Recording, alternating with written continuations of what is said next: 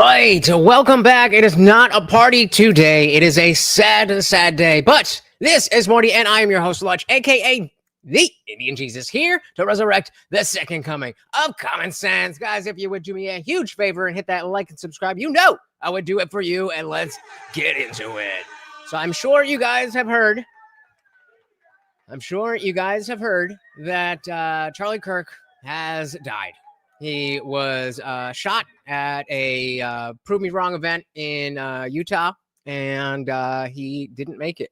And, I'm not really the I had a whole different show planned because you guys know I'm not the news guy, the news reporter guy.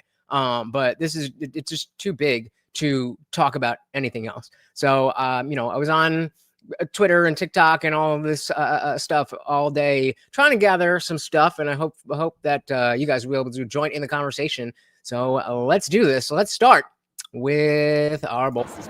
I go around universities and have challenging conversations, because that's what is so important to our country, is to find our disagreements respectfully, because when people stop talking, that's when violence happens. I've never seen someone do this. Well, it's a growing trend because people like me are facing violence, assaults. The left, yes, the campus Antifa. I've been stormed out of restaurants. I've been assaulted publicly, multiple death threats. Okay, so what's your goal in this? There's more people that agree with me than some people would actually believe, and they come out of the woodwork when I do stuff like this. We record all of it so that we put on the internet so people can see these ideas collide. When people stop talking, that's when you get violence. That's when civil war happens, because you start to think the other side is so evil and they lose their humanity. That's who Charlie Kirk was. And I am not like the biggest fan of him. Hey, we got Morty in the building. Come here. I'm a big fan of I was a big fan of Charlie Kirk, but I definitely didn't agree with a lot of things that he said. But I mean, it is very clear that this is a tragedy. This is not how politics should work. Shout out to Nick Lou Ketty. Welcome. Very good to see you. We also got Behave in the building. So Charlie fought the lies with truth. The left can't tolerate that. Absolutely. MSNBC, NBC, ABC, CBS, etc. always fearmonger the public. Constantly, they say we are white supremacists, hateful, dangerous, Christian fanatics, MAGA fanatics, etc. It creates a dangerous culture and a dangerous cult. Indeed, it is. It's not good. It's not good. So one other thing I wanted to show you before we get into everything that I've found throughout the day. Some of you may remember Darian. He used to be, a regular viewer. He used to be in the Discord, and he was a liberal guy. But, we all got along because that's exactly what Charlie was just talking about. That was the point. So I put out a community tab post to tell everybody what happened, and it was the actual video, the close-up video, which I will not be showing here. Well, maybe I don't know. We'll see. But so just letting everybody know. And so Darian says, but a law and order president brings law and order. And so I tell him, thank you for allowing me to show on this stream that you're watching right now. And expose how much you people think this is a game. He's a fucking wife and kids. What is wrong with you? And, I go on from there. And then a few minutes later, what do I get in my Discord DMs? No one should be shot, but let's be real. Blah, blah, blah, blah, blah, blah, blah, blah, blah, blah, blah. Crying and bitching, trying to say the right thing. These people have no principles. They just have whatever position is most convenient for them. Shout out to Matthew King. Welcome. So we do have a running poll. Was this a random or someone from the top? Matthew says, I say random at the behest of the top. They keep calling him fascist and claimed he was pushing tyranny. It definitely, it's hard to tell. And we are pretty split, but let me know what you guys think. Yep, a beautiful wife and 2 daughters. So let's just see kind of what's been going on. This was as I was first getting some information here. Let's zoom in a little bit. And shout out to James Lindsay. Actually, let's do a little vibe music. You know, we definitely have disagreements with James Lindsay, and he can be a woke little bitch sometimes. But he has a bunch of these tweets where everybody is, you know, calling him out for that kind of stuff, and over he's saying, "Not the time. My friend has been shot," and fair enough. This is the time to put aside the bullshit, to be like, all right, hold up. The temperature's getting too high. This is not good, and things that need to get better. And he said, anyone, let me at the chat up there. Anytime someone throws a but in at the end of the statement, it makes me twitch a little. Yep. Shout out to Equality and Deference over on Rumble. Welcome. Said liked and shared. Thank you so very, very much. You guys know how much that stuff helps. Even if you don't think anybody's gonna click on the link, just by you telling YouTube X or Rumble that you want more people to see it, they will show it to more people. Thank you. And welcome. It's not a party tonight, but welcome. We did not have we're gonna wait for some more people, but we're getting into all of that.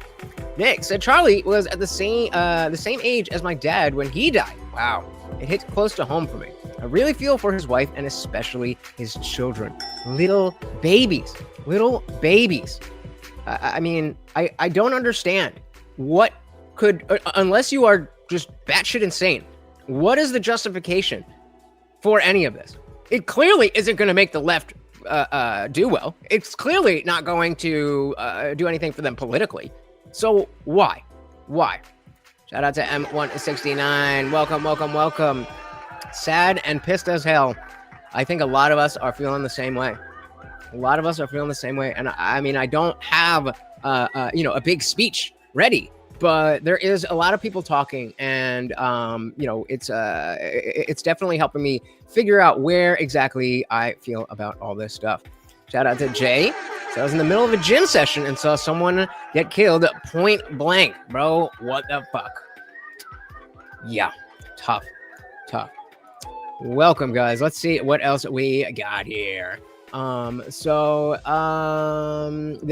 was just I'll show this video. I initially saw this, and of course, this is the close-up, and you know, just hoping for health and justice. They did arrest one guy, but apparently that wasn't the right guy. So shooter is still at large. Originally, we thought it was this guy. That's right, sign.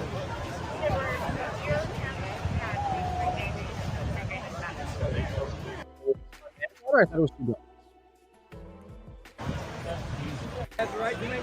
So at first, we thought this was the guy, but community notes say the police have determined that the person who was taken into custody after the shooting was not actually the shooter, according to a university spokesman. So trust TYT if you like. Yeah, that's the video there. Brandon Dale, the mainstream media, specifically Van Jones, just got Charlie Kirk. Let's try that one again. The mainstream media, and specifically Van Jones, just got Charlie Kirk. Why can't I talk? Charlie Kirk shot. When I saw this, I was like, what does he mean? What does he mean? And then I forgot about this. Mongering. This was last night on CNN. We don't know why that man did what he did. Talking about the black guy who stabbed the Ukrainian girl. We don't know why that man did what he did. And for Charlie Kirk to say, we know he did it because she's white, when there's no evidence of that, it's just pure race mongering, hate mongering. And wait, actually, I'm going to pause this to pause the music here. And you can hear the person say, this is a video from right after the stabbing. It's just pure race mongering, hate mongering. Got that white girl. So yes, it was racially motivated. But because you put this type of thing out there, now, of course, we don't have a direct connection. But last night, he said this on CNN. And then this happens. What are we to, I mean, just a random coincidence, I guess.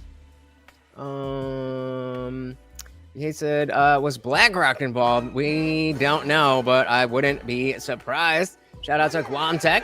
Said September 2023 may just go down as a very important month in history.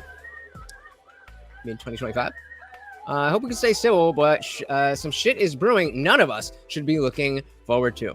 Yeah, and a lot of people are talking about, oh, that's it, we're raging, we're gonna start being violent and all this stuff. And it's like, bro, you don't want that. You think that you want that because you have an idea in your head of, oh, we're taking over. That's not how it's gonna work. Your friends, your parents, your neighbors are going to die, just like Charlie Kirk, if we allow this continue.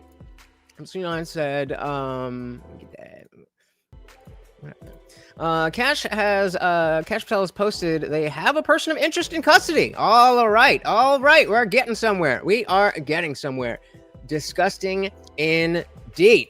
Jay said MSNBC said that he deserved it because he has hurtful things to say during his debates. Oh yeah, we gonna cover it all too. Day before 9/11. Oh, didn't even put that together. Shout out to Charles. Hello, welcome. Said I believe the old man was a decoy, and they should have tested his hands and clothing for gunpowder residue before they released him, just to make sure. I don't think that's impossible, but from some other stuff that we're gonna go over, it seems like it was a long range shot. And from what I could see in that video, it looked like he was a little bit closer to the event. We have some maps and stuff. We don't get into it all. They said worst year since 2020. Hard to argue with that. Shout out to Adam. Welcome. Said Kirk could have been any one of us who believe in a free republic. My heart is broken for our country. It should be. I mean, especially, like, I'm no Charlie Kirk, of course, but the fact that I do the same thing, I would one day like to be a Charlie Kirk. It hits home. It is scary. We got Brandon in the building. Welcome.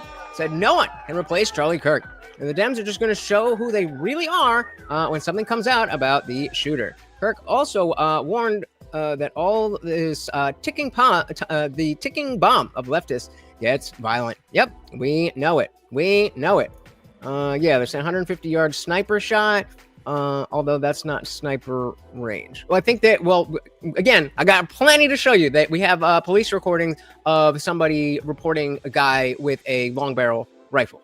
So, again, we don't have a lot of information, but we're going to get into it. Shout out to Trey Williams. Welcome. So it's definitely a random coincidence. I think people are pointing fingers like we do in any tragedy. Maybe, but to say that it's completely irrelevant, I don't buy that. We got CT223. Welcome. Has anyone heard me or see me in chat? I always like Charlie.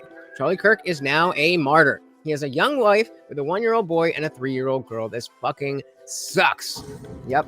So I guess Quality was right. Quality said, I don't even like the guy, but he sure as tits didn't deserve to be murdered. No, he did not. Not even a little bit. Hey, shout out to Dixon Cider. Welcome to the party. Throw in the $5. And of course, every donation comes with a treat for Morty.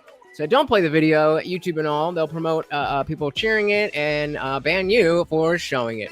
Yep, that is why I scrolled right past it. I did show it earlier on a stream when I just kind of was reacting to the news. I was like, all right, maybe if I play it from my my tablet, then the camera won't pick it up as well. But we'll see. Maybe we'll get there. Welcome, and thank you so very, very much. Of course, that makes you the new sponsor of the stream. Don't forget to check out that stream goal, guys. Welcome. We also got our boy, Dr. Evil Genius. Welcome. Said, I saw the shot. It was from about 200 yards away. So, yeah, I've heard 100. I've heard between 100 and 200. That's what I've heard. And, again, I'll pull up some maps and stuff as we get there. Let's see. I said it was a long-range shot. People spotted a person laying on a rooftop. We've got some running too. All right, let's get into it. Let's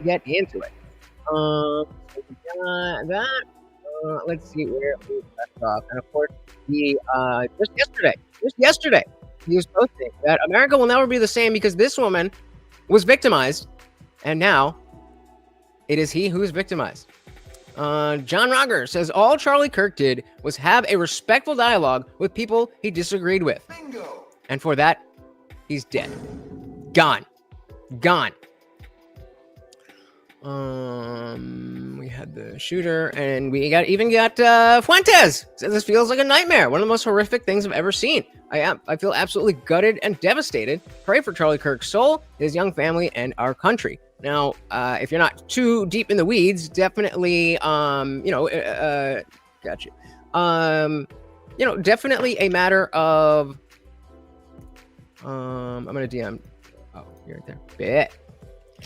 Sorry, what was I saying? Yeah, so Nick Fuentes is not a big fan of the Charlie Kirk aspect of the right, but clearly we are all seeing that this is fucked up.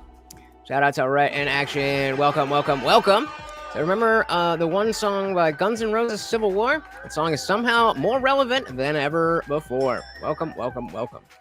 Also, the left sees it as a win, but they have no idea what's about to pop off on these campuses. Yeah, and I really don't like that. I really don't like it at all. I was talking to Liberty Plus about this on Twitter, and it's saying, "Oh, I'm no longer against violence," he says. What? So what does that mean? That you now want to go and do the same thing that we're saying is so horrible? Well, what?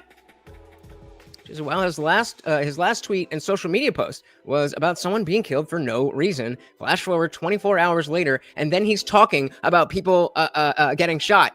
The question he was answering was about trans shooters, and he gets shot. You cannot make this shit up. So yeah, I mean, people are we got from Rachel Wilson. Think Before You Sleep said, surprisingly, Dean Withers and Parker are live right now, fully condemning the shooting. Actual respect. So let's take that, and I am curious how you guys feel. I'm curious how you guys feel about this. If you're not familiar, this is Dean. I don't even know his full name. Dean from, he's one of these white dudes for Harris, and he's always on TikTok doing these stupid debates where he mute anybody he doesn't like. But what do we think of this?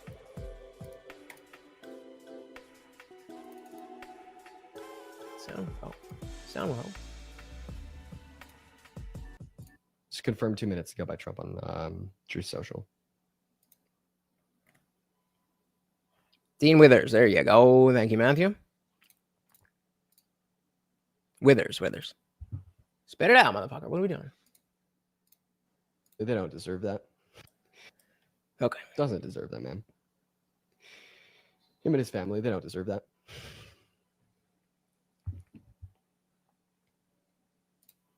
Well, that's the question. That's the question. These are the type of people who are pushing the rhetoric that leads to people thinking that it's okay to take a gun to an event like this. But he's never actually said that. His kids don't fucking deserve that, man. Do we accept this? Is this like, is he allowed to be somebody who could see that this is very, very bad? Or is it like, screw you, man? His wife and children were in attendance, dude.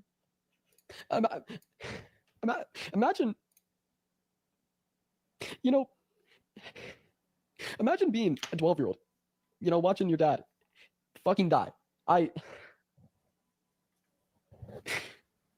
Nobody deserves that. Not even Charlie Kirk. And then you got to say, what do you mean, not even Charlie Kirk?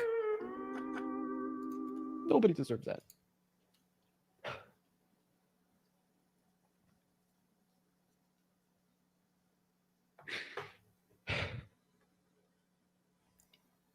I'm sorry that you guys have to see me like this.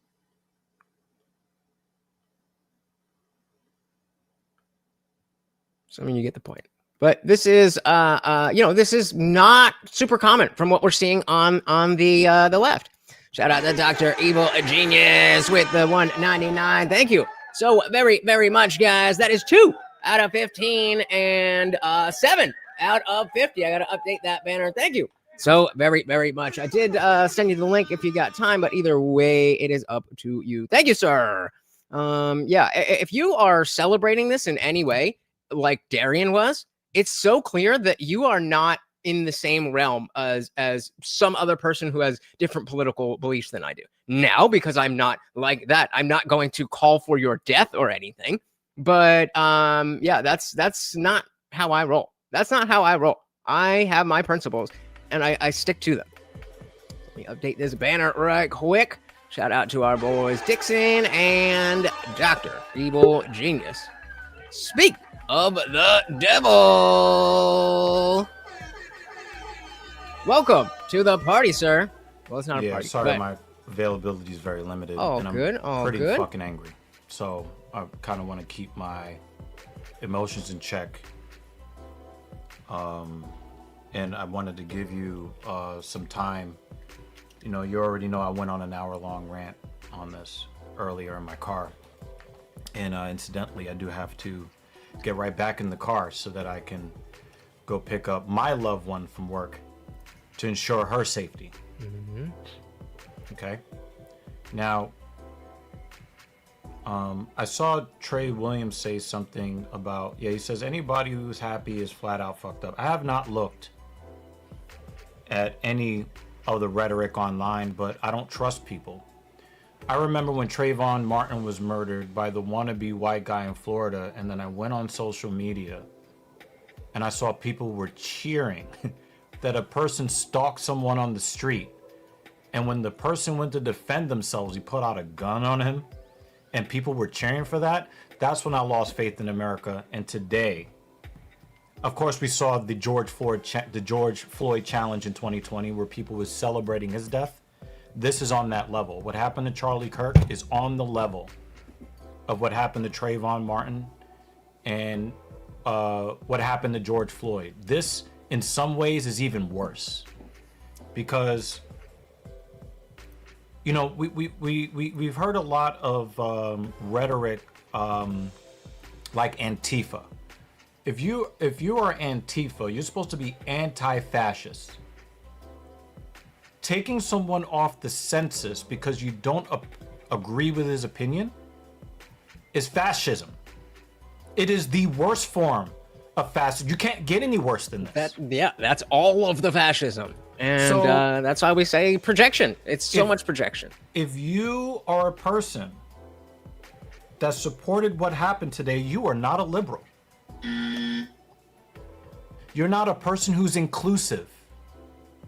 You're not a person who stands up for for people's rights, that, you know, everybody is different and across the spectrum. If you support what happened to Charlie Kirk, you are not a conservative. You're not a liberal. You're an inhuman piece of garbage. I was thinking the exact same thing. This is not the time to be grabbing your blue clip, you know, your blue Crip flag because one of the Bloods got killed. Because you have lost. Today is the death of the liberal position of them believing that they are morally superior to anybody. Because you claim to be inclusive. You claim to want people to have freedoms. But no, what you really want is people to have the freedom to agree with you. Yep. And Charlie Kirk has, from what I understand, has never advocated for violence against trans people or black people or anybody that he disagrees with. In fact, he set up tables that says, hey, debate with me. Let's discuss the ideas. And when I set up TSP, and you can vouch for this, Lutch, when I set up TSP, I said, we will attack ideas and not people. How many times have you heard me say that? All the time. How many heated integrated it into discussions the have you show. and I got into on MMA shows, on TSP, on your own show? How many heated debates have we gotten to where at the end of the day, we tip our cap to each other and show respect? Now, I do want to be careful because we're a little emotional here, especially myself. I don't want to paint all liberals with a broad brush because that would be equally unfair. But to whoever did this cowardly BS, and to whoever supports this cowardly BS, you are not a human being. You're a piece of garbage. And what you are looking at might be the first stone cast in a full-blown tit-for-tat violent civil war in this country. Because guess what? If you want to be a liberal that wants to celebrate someone getting sniped, okay, well, guess who's got more guns than you? The right. If you really want to go and celebrate the violence aspect of what happened to Mr. Kirk and the tragedy of what happened to his family today, and like I said in my stream today, his kids got up and got an I love you from their father that they will never hear again. Fuck all the politics. We're talking about a human being that has harmed nobody. Isn't that what the liberals have been railing against? Oh, look at all of these white mass shooters and all of these people with guns and blah, blah, blah. That's what I thought. Where is your voice now? Oh, it's real loud. Being like, I'm Charlie Kirk. We got a bunch of it. I want to hear how it's wrong to do violence. That's what I want to hear from the left. That's what I want to hear. And we did just hear from Dean Withers saying exactly that. And, you know, I retweet, I think it was a different video, but I did retweet that and ask, like, same thing, you know, when we were talking about Bud Light, when they walked back the things that we didn't like and they did things that we do like, we want to celebrate that. So I personally am okay. I've seen Harry Sisson and Dean Withers and Dean Parker, whatever the fuck his name is, all condemn it. And you know, Light, though, they should have never did that shit in the first place. Well, exactly. Sorry. Real quick, let's give a big shout out to our boy Adam Cadman with the $10. So give me more than 2 treats. One from Adam and one Hi, Morty. from Charlie. R.I.P. Thank you. Of course, making you the new sponsor of the stream. Thank you. We got CT223 in the building. Welcome, sir. What have you got for us? Hey, what's up, guys? I mean, I kind of come in with a more somber tone, like Evil Genius here. I did not expect. I don't think anybody has expected this. I definitely hadn't been watching Charlie Kirk as much recently because the election was over. He wasn't doing his tour. This was his first tour back, I think, since the election. Or I think he did some of the election, or I think he continued his tour a little bit after the election, but he took a break. This was his first stop back. Pretty sure his wife was there. Yep. I've heard in some reports his family was there with him. And kill a man in front of his kids? Like, what the fuck is that? I mean, and that's where, you know, when Dr. Evil Genius, when you were saying inhuman, like that really, you took the words right out of my mouth. That is inhuman to think that is okay. Yeah, I personally haven't watched the video. I've heard it's brutal. It's bad. I saw a edited version where it's blurred out, and part of your human nature. I was on the internet trying to find the unedited, and then part of me was like, I don't need to watch that. I don't need to watch that. I don't want that to be a visual I have of Charlie Kirk. I'd rather watch him at one of his amazing, any of the amazing works he's done. I mean, and one kind of I know in the Timcast world there was talk about Civil War. One kind of point that I've seen made by multiple creators and multiple people is that this might be, no pun intended, a turning point. Very might will be, for better or worse. The Archduchess and the Archduke that led to World War I. Yeah, I mean, it shot her around the world. Well, that was really I don't know if it's the way Tim always says. He's like, a civil war doesn't happen overnight. It happens in slow waves, and when you look back on history, you're easy to say, oh, well, that's what started the Civil War. In the moment, you don't know that, and when it happens, you don't know that. So, and it's bit by bit by bit by bit. So, Dr. Vision, I know you don't have a lot of time, but I wanted to get your opinion on this. This was MSNBC covering this earlier today. But following up on what was just said, he's been one of the most divisive, especially divisive younger figures in this, who is constantly sort of pushing this sort of hate speech or sort of aimed at certain groups. And I always go back to That ain't it. hateful thoughts lead to hateful words, which then lead to hateful actions. No. So he just couldn't help it because he had hateful thoughts, and so that's it. And what was his hateful thought?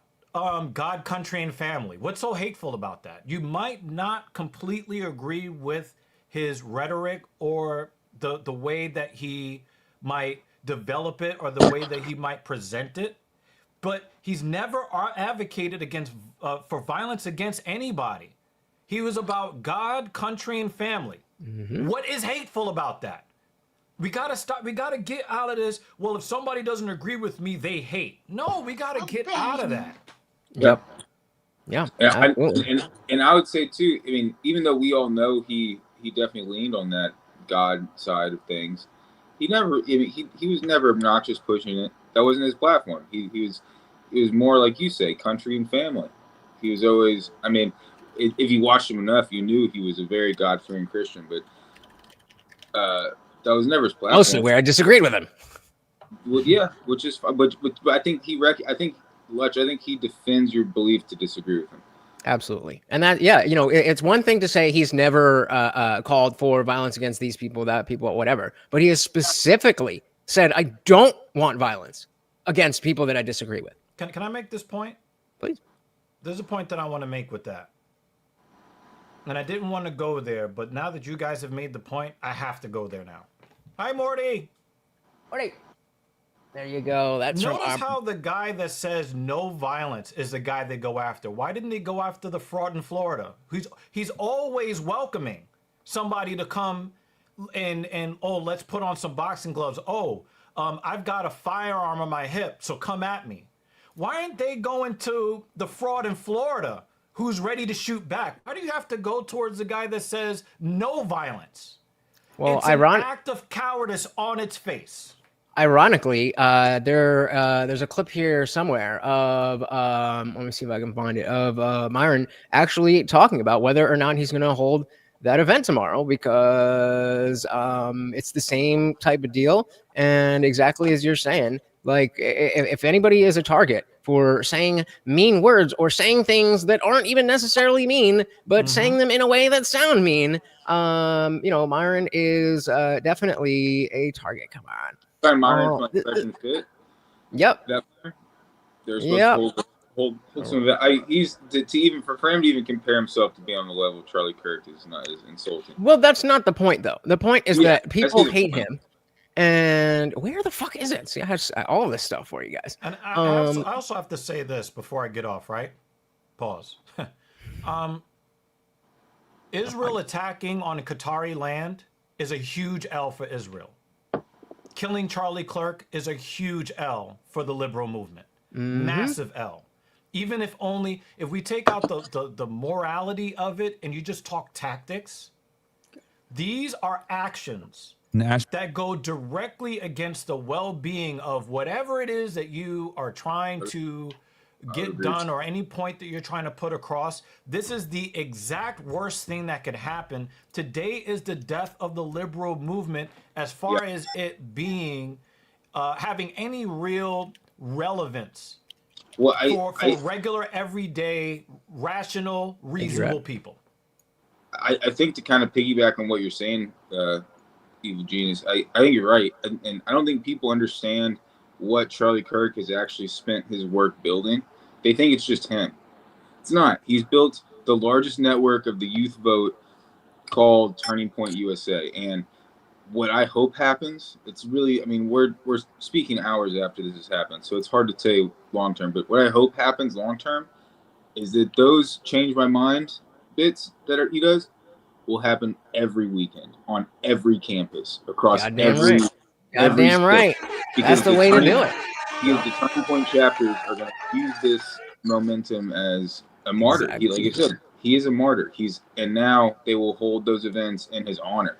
Yep. And there might not be highlight Matthew King's comment, because that's the comment of the stream right there. What's that? Matthew King's comment is like massive W.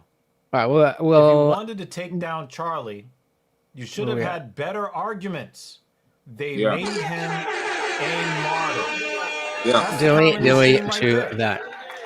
To answer Craig's question real quick, though, they say they have someone in custody, but they're not sure. So They've, I don't know, they've but now dilly had, to Matthew King here. they've now had 2 people in custody. The first person got released hours ago.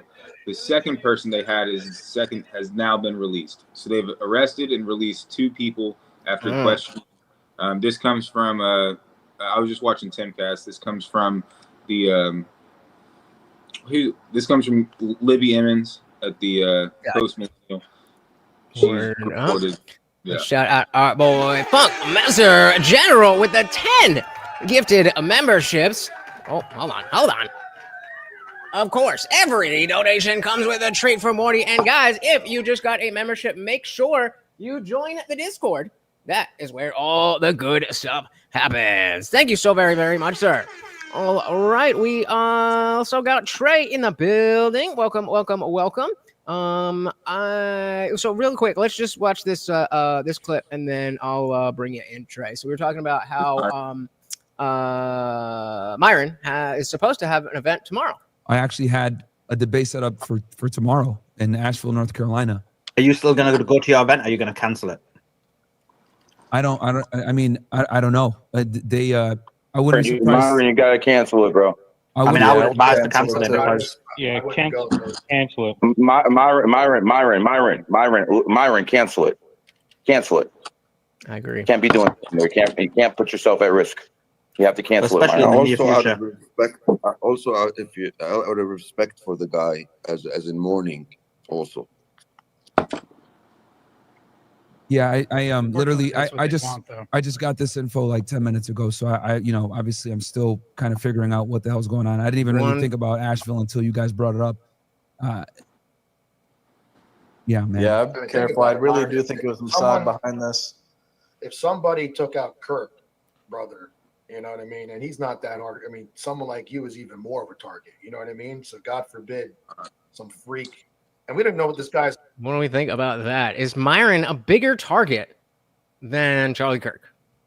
No, obviously. I didn't even know who Charlie Kirk was until I read about him after I got off my stream. I only know that you've been covering a lot of his content on the channel, so I will see him in your titles from time to time when the notification comes up on my phone. But then I read and found out that he's a co-founder of Turning Point, and they've raised hundreds of millions of dollars talking to young people, because the way that the media portrayed it, it was that he was talking to young conservatives.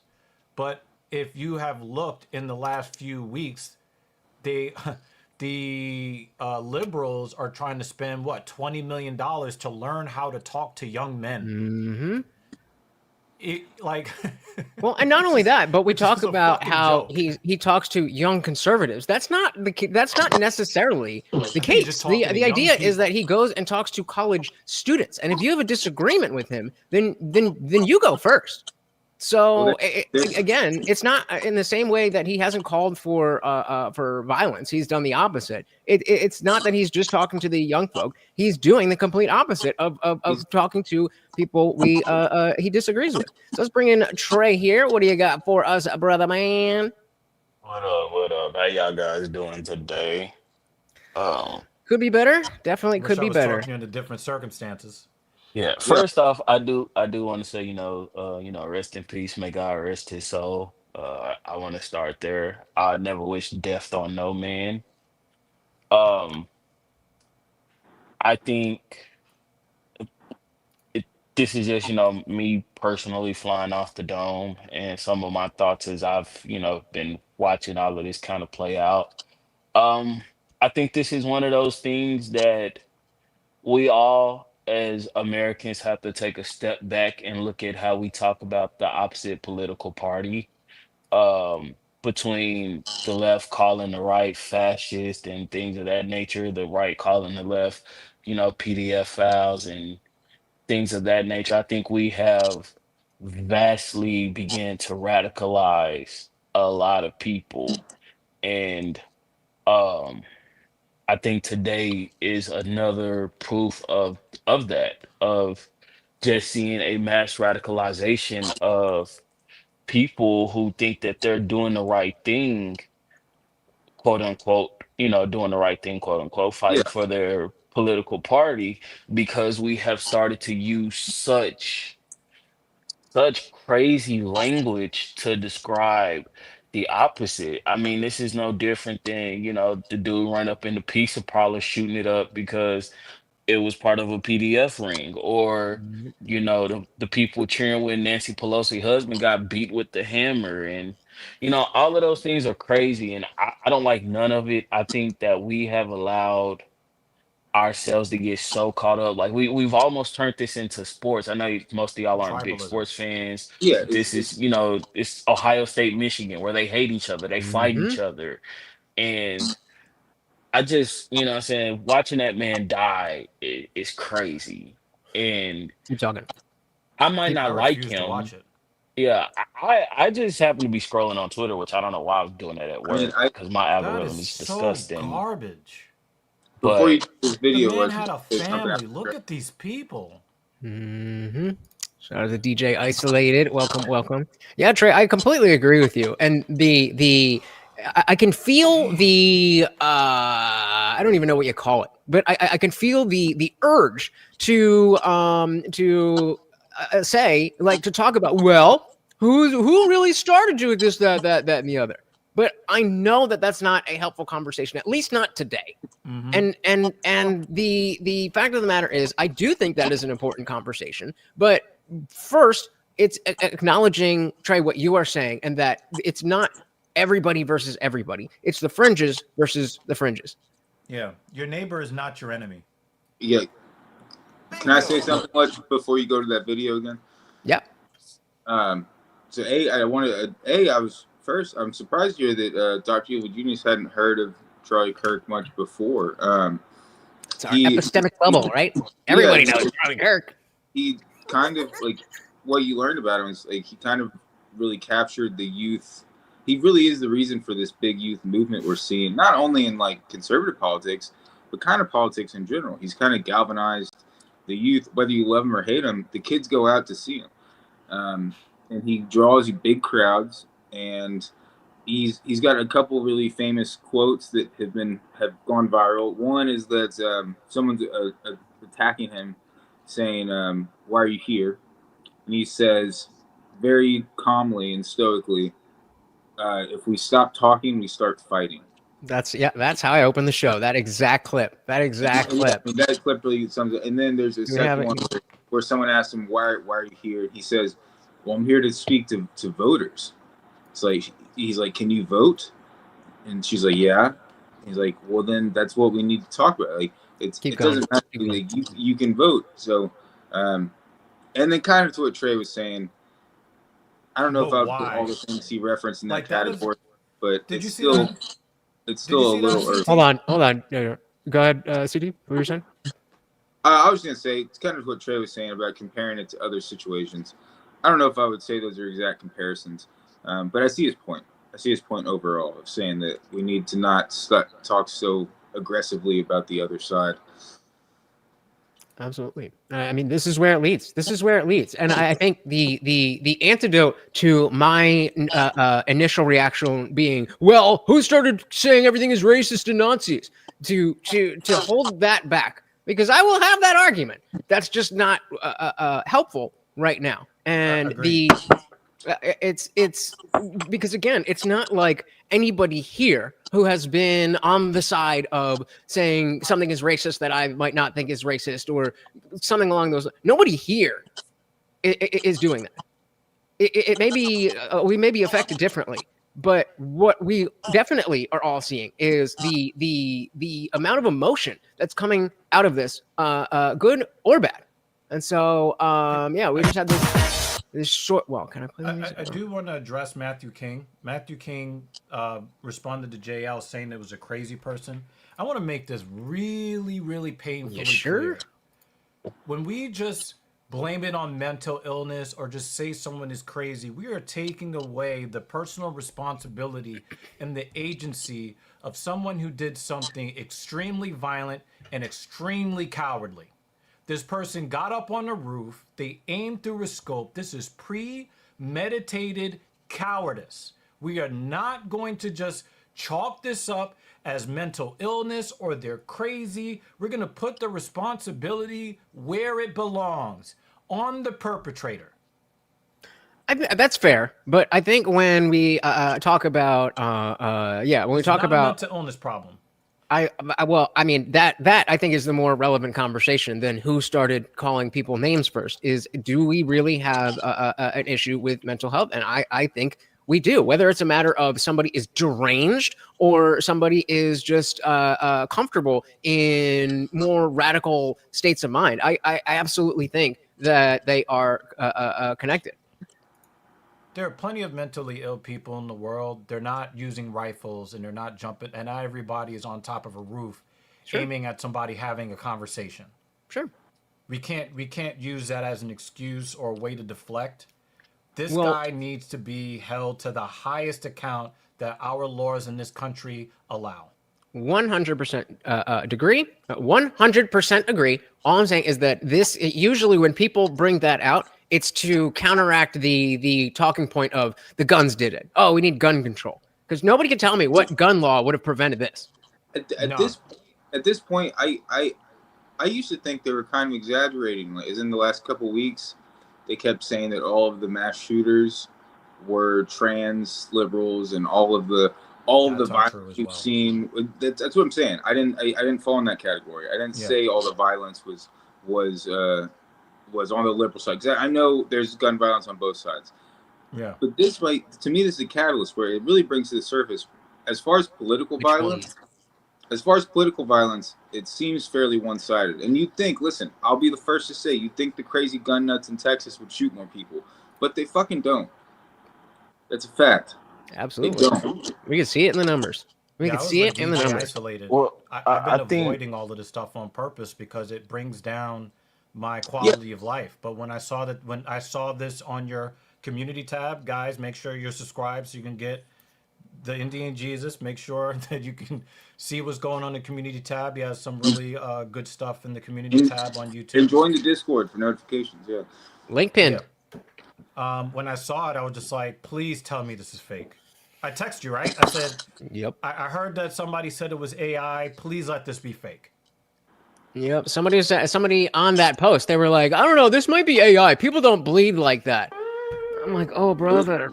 I was like, Google nicked artery. I was sitting in a bar when some guy told me. I was just sitting in a bar getting a burger. Some guy was like, Charlie Kirk got shot. And I was like, what? And then 5 minutes later, he said, yeah, Charlie Kirk's been pronounced dead.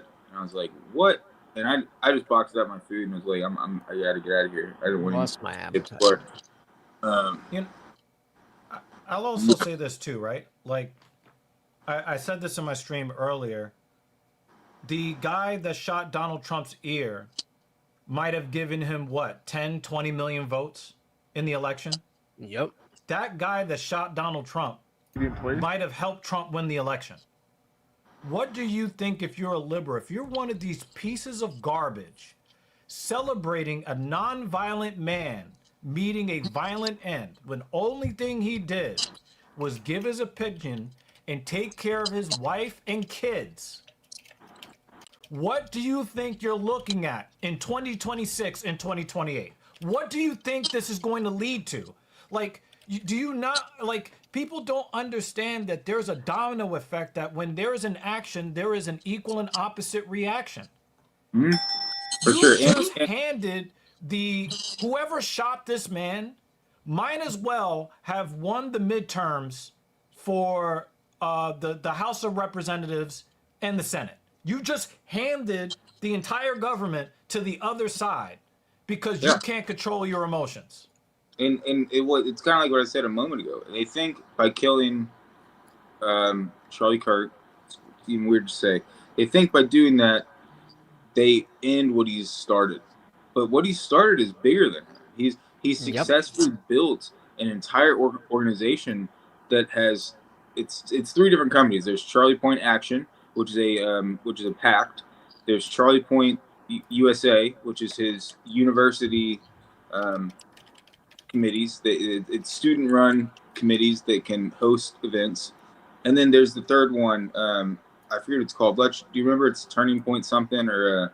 I don't know. He's doing the damn thing. It's 3 separate entities, and they're not going to stop. If anything, like what you're saying right now, Evil Genius is, yeah, it's only going to make it bigger. It's only going to make this bigger. It's only going to make us go harder. It's only going to make people push harder, and this might have been the end of like the modernized liberal party. Like they won't know what hit them in the midterms, and for the biggest reason is because Charlie Kirk galvanized the young people. He galvanized the people that for the next 40 to 50 years of their life, they will never forget this. Like, he galvanized 19-year-olds in college. He made them get into politics. He made them, most of them, be on the conservative side. Some aren't, but most of the people that went to his rallies were on the conservative side. And they're going to vote for the next 50 years.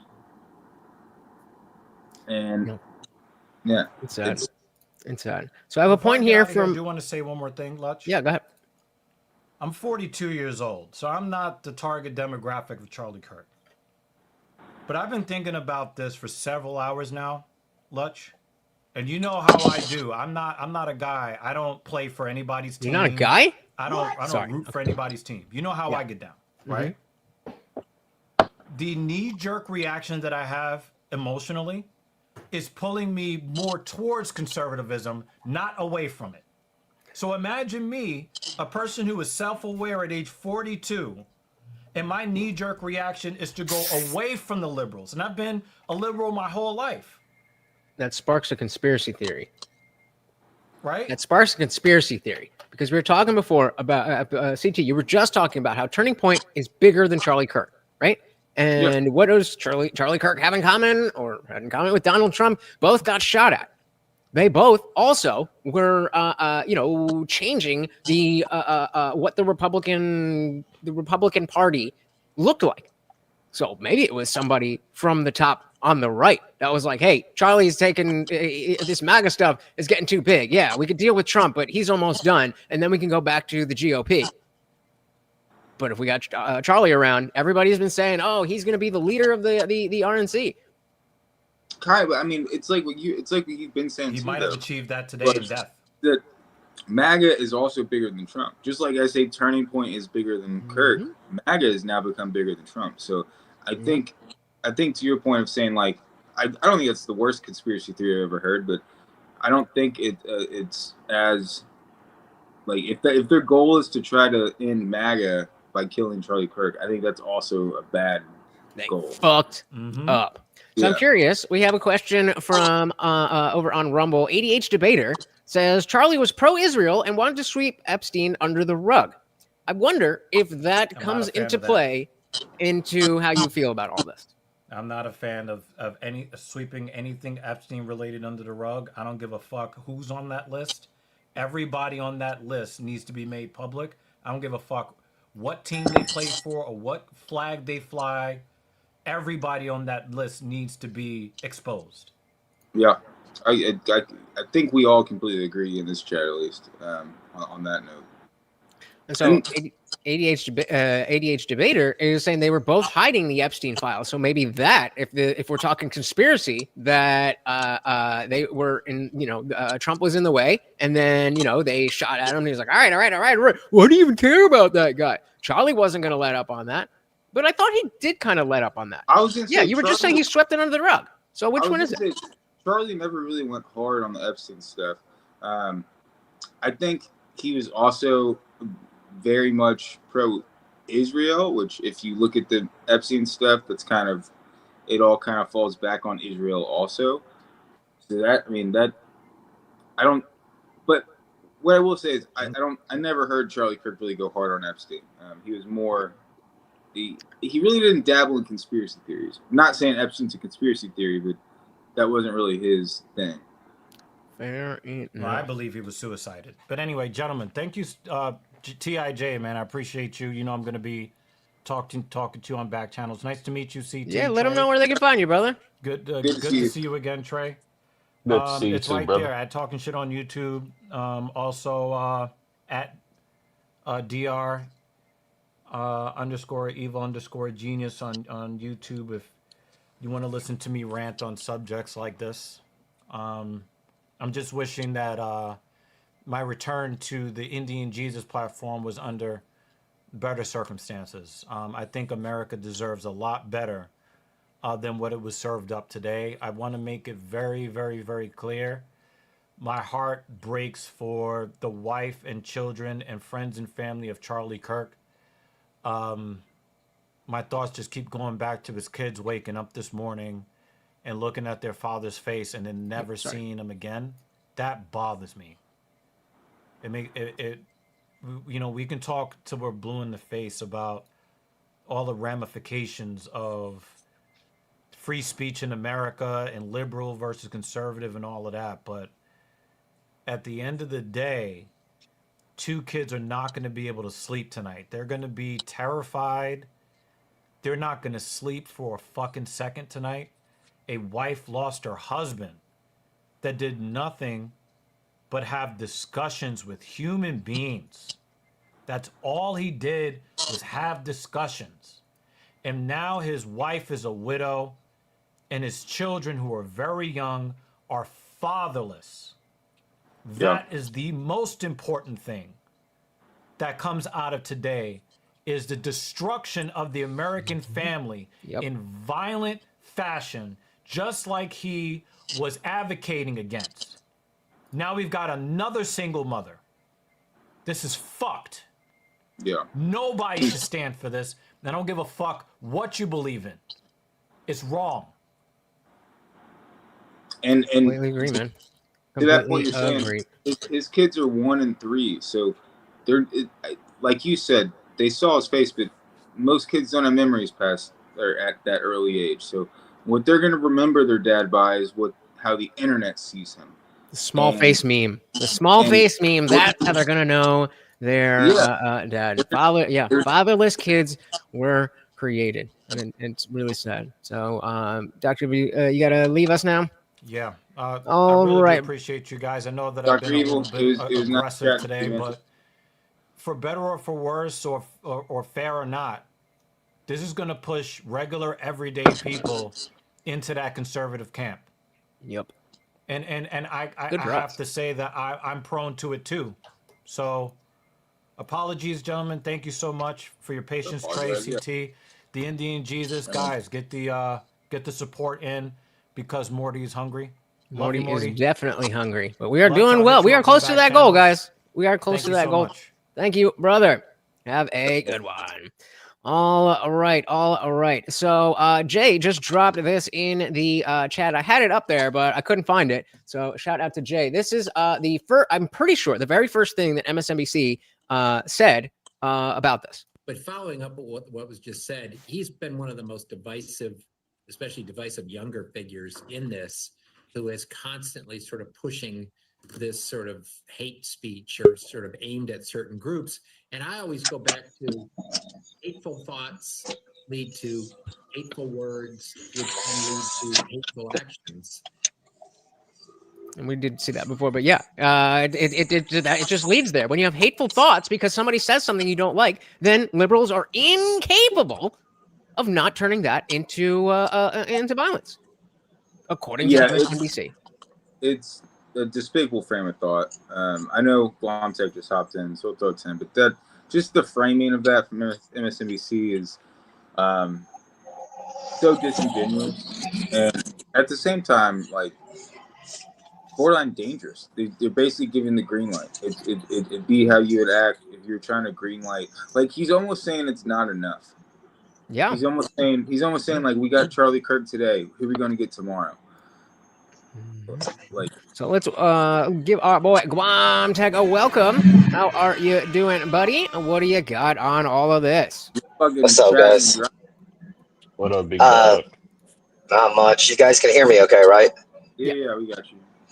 No, I was just had a little bit of time. I'm actually on my way to pick up a pizza, but yeah, man, this stuff is crazy. And I mean, I wasn't always a huge Charlie Kirk fan. He was definitely in the circles that I follow and whatnot, but I never actually followed him. But the real thing that I'm super worried about right now is the reaction, right? Like, Yeah. what are your guys' thoughts on that? This could really pop something off.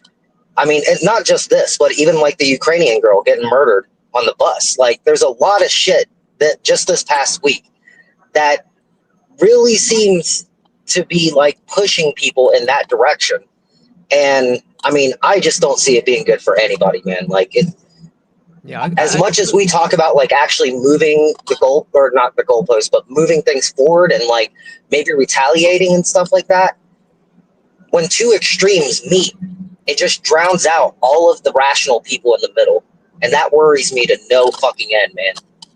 No, I think I completely agree. You guys know Liberty Plus TV, who is a viewer of this channel, good friend, and you know, he's justifiably very angry over all of this and saying things like, "I'm no longer anti-violence," and you know, I'm trying to get an understanding of is this you expressing your anger, or is this you really proposing that we take to the streets and be violent to other people? And of course, you know, he wasn't going to say it outright. I kind of hoped he would be here to maybe talk a little better, because X is the worst place for conversations. But yeah, there's a lot of people expressing this sentiment like, oh, we're better, but blah, blah, blah, blah, blah, blah. They do this and they do that and they do that. So now it's time for violence. Like, what? Isn't the whole thing that we're upset about is the fact that somebody was using violence? Let's welcome our boy Avery. Welcome. So, how are you doing, brother? What do you got for us? Well, dude, my whole take on this situation. Oh, damn! Here comes the bus. But I'll say this real quick. My whole take on this is I think this is a calculated act for this is the left provoking the right into doing something violent, so that way they can feel justified in the violence that they commit. And that's my opinion on this. And also my comment, which is what I just said, was removed. Sorry about the background noise. I'm on the edge of the highway.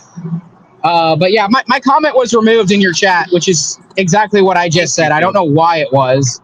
But YouTubing. Hey, I got a strike for saying dick measuring contest of channels. So that's retarded. And then also, like, I told my dad this 2 weeks before Trump got shot. If they can't get him legally, they're going to try and kill him.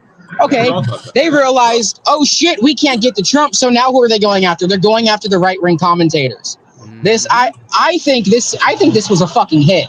Oh, we caught the guy. Oh no, it wasn't the guy, and we fucking released him. Bullshit. Yeah, it's funny that you, well, not funny, but it's interesting that you say that, because I wouldn't have, like, that wasn't my natural reaction. But seeing how people are like, fuck this, I'm done. I am worried. Yeah. Like, am I necessarily worried for my own personal health? Not really. I'm a small channel. I don't really go out there. So nobody's fucking, I hope, gunning for the Indian Jesus. But number one, eventually I hope to be at that level. And number two, is it a matter of just, I go and I get a new dog training client, and I happen to mention that I have a YouTube channel and they see this, and then something goes down. I don't know. Is that crazy? I mean, no, it's not. It's not. I mean, it's even outside of like whether or not you have a YouTube channel or a public like presence. This kind of shit's just going to bleed over into the streets. This is going to be neighbors. This is going to be families. This is going to be people who are fucking like just chomping at the bit what they to want. finally fucking go at it. What they want. And it's fucked up. Yeah, I mean, I remember seeing. I love conspiracy theories. I just don't see Charlie having. Sorry, go ahead. I was going to say, I remember the original chat. Sorry, I was just saying, like, as much as I love conspiracy theories. We'll go to you next. Go ahead, Guamsec. Somebody's got to go. As much as I love, conspiracy theories and all that stuff. Can you hear me? Yes, just go.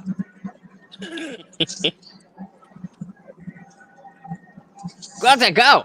All right. Well, you figure that out. Can you hear me? Hold on, Guam. I'm going to say something. I'm going to throw it back to you. All right. Okay. I remember you that coming up in the chat, Letch, of saying like this might be the next, like this might start actual violence. And I mean, I'll be honest. In my own head, I understand violence. Responding with violence is not the right thing to do. I know it's wrong. But I had that thought, and if I had that thought, I know other people did. Mm-hmm. I And know, it's, like, it's one thing to have the thought. It's one thing to have the thought and be like, "This is we need to do something about this." But it's a different. And that's it's a justifiable thing to feel. But when you start advocating for specific things, now it's like, and I mean, he wasn't very happy. But I was like, okay, be one of them if you want to. That's what I responded. Like, that's what we're all mad about political violence right now. Well, if you want to go commit political violence, well, then fine. I'm going to be just as mad at you as I am at them. What I will say is that if it ever, like, kind of what we can stop beating around the bush here. What we're insinuating here is like more of a civil war mindset, where it's like one side against the other. If it comes to that, I have more faith in the Conservative Party being able to win that. Whether or not we have all the guns, we also have all the. We own 80% of the guns. There's a lot of reasons that I mean, hypothetically, if you're a liberal group that's trying to pass through like the hills of West Virginia, you're not going to go well.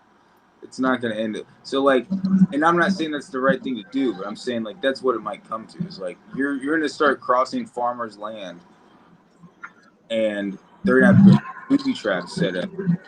So you bring up a really good point where it doesn't make sense that in a civil war, it's pretty common. Like, I think it's common sense that the left is going to lose. They don't have the majority of the guns. They don't have the military backing them. They don't have that, right? So what is the point of all this? My take on it is that you can call it a conspiracy, you can call it whatever you want, but there are other forces in play that are intentionally trying to cause civil chaos, intentional with the intent of stripping away our rights. That's what I believe. I agree. Gonte, do you want to try and jump back in on what you had? I think he's delayed a little bit. He's a bad area. I just think all of this is. I just think it's one of those things. Yeah, of what I us was just saying about. All right, I gotta drop him. Let's let Trey go, then Avery. No, I was just saying. I think it's one of those things that we have lost humanity for each other.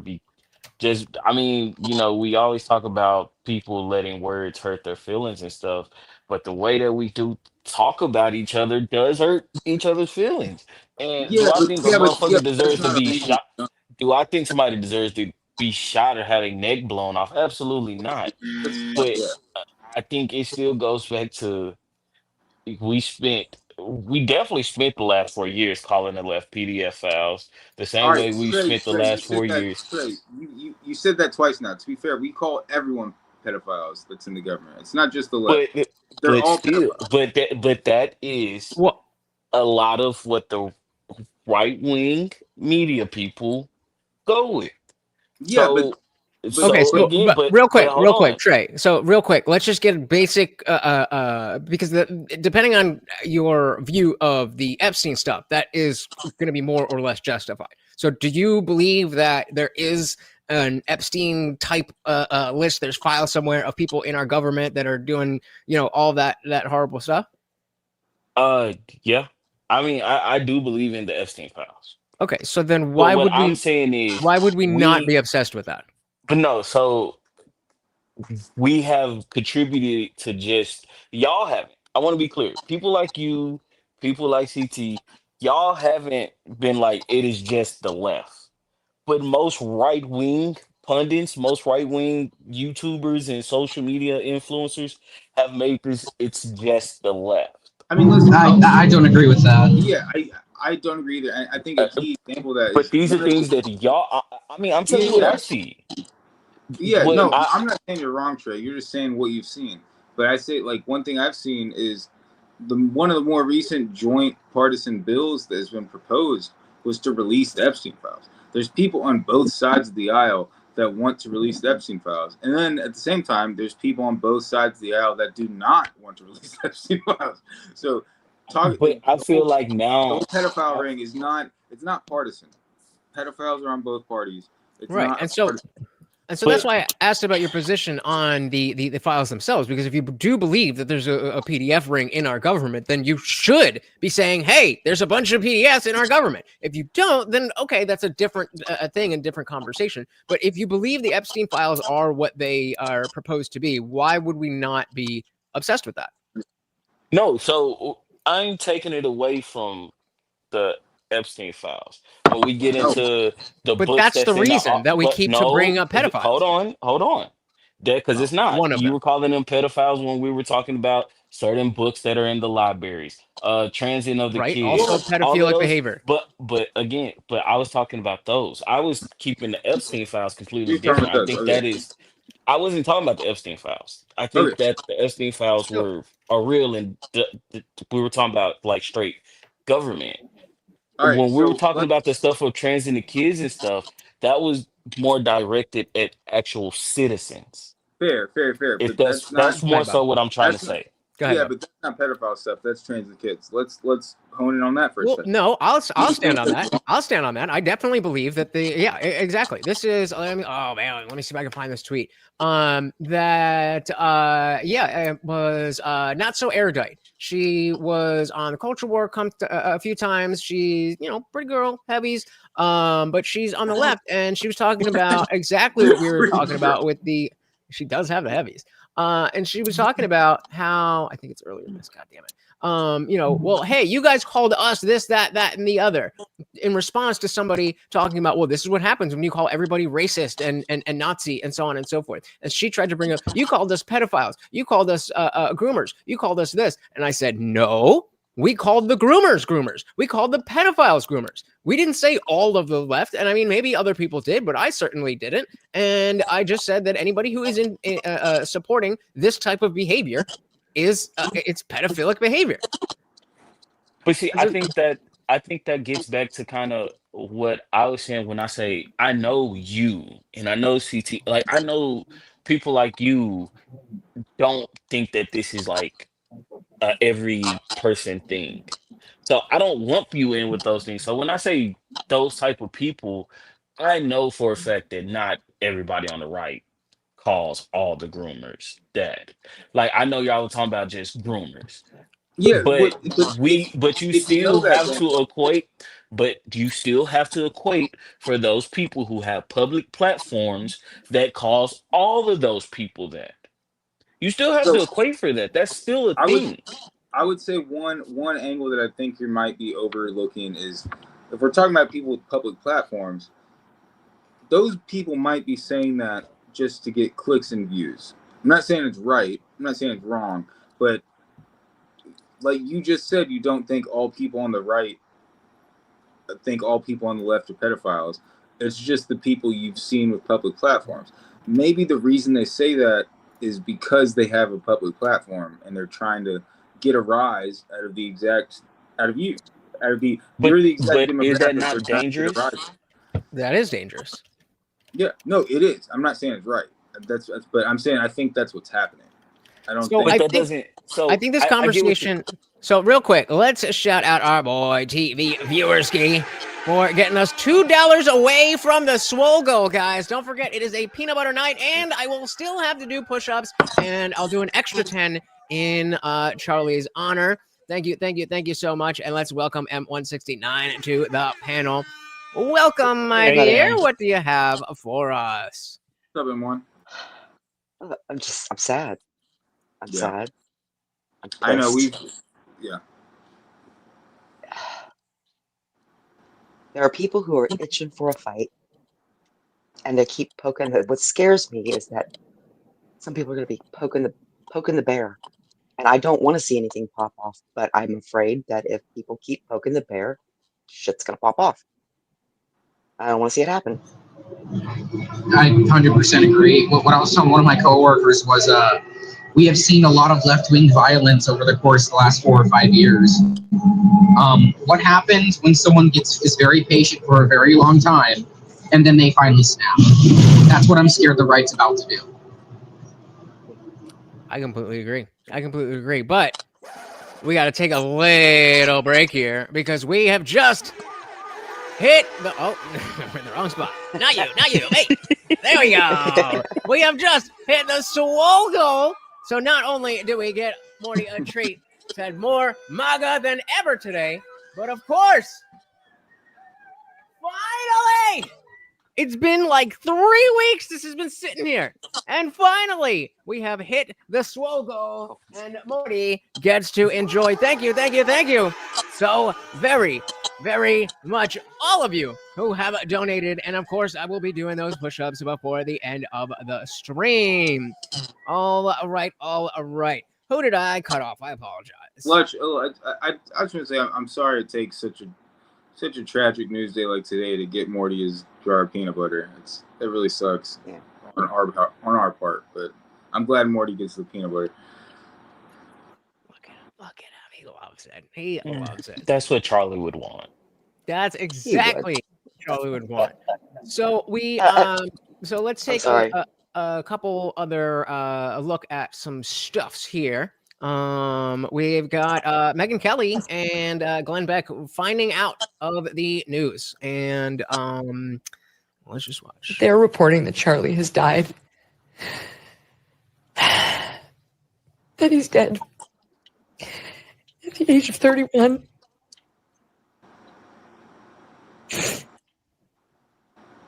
Which he would have to be if that video was real. There's no way he survived that. This is at the point where it's like, oh, please let it be that he made it out. Trump got shot in the face and he made it out. And I was watching through the whole stream, and it's so sad. I caught it near the end, and then I went back to the beginning, and of course by the end we know everything is confirmed. So they're talking about Charlie was, but at this right before this point in the actual stream, they're already talking about Charlie will. I mean Charlie is, and it's just like mentally prepared for this. The only good thing is it had to have happened quickly. Right. They're reporting. And then we've also got is Glenn Beck in his bathroom? Where is he? Is he? What's that? It looks like Glenn Beck's like sitting in his bathroom. Probably. Just joke of bad time. Hey, if you ever get bad news, sometimes it makes you want to take a dump. I will say, Megyn Kelly, after she had Glenn Beck on, she had Vivek Ramaswamy on, and it was also a good segment today. Like they had Vivek talking about Charlie Kirk today. Yeah, that was if none of you guys came up and I ran through all the tweets too quickly, I was just gonna throw on that. And yeah, she had a lot of good people. Vivek was on there, like you said. Obviously we just saw Glenn Beck. But I want to hear from Scott Jennings, because there's, obviously you can imagine what all of the independent online right is going to say and stuff like that. But CNN, the same CNN that had Van Jones saying that he's such a horrible person.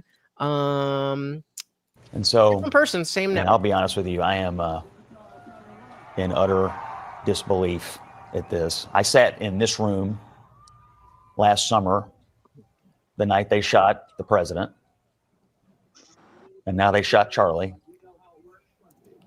And I'm not sure it's safe to be an outspoken conservative walking around in America right now. And there's a lot of people out there who are in absolute shock and are horrified by this.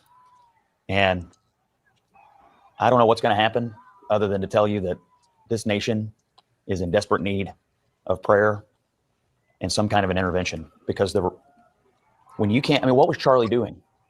Making a speech, engaging in rhetoric, having a debate.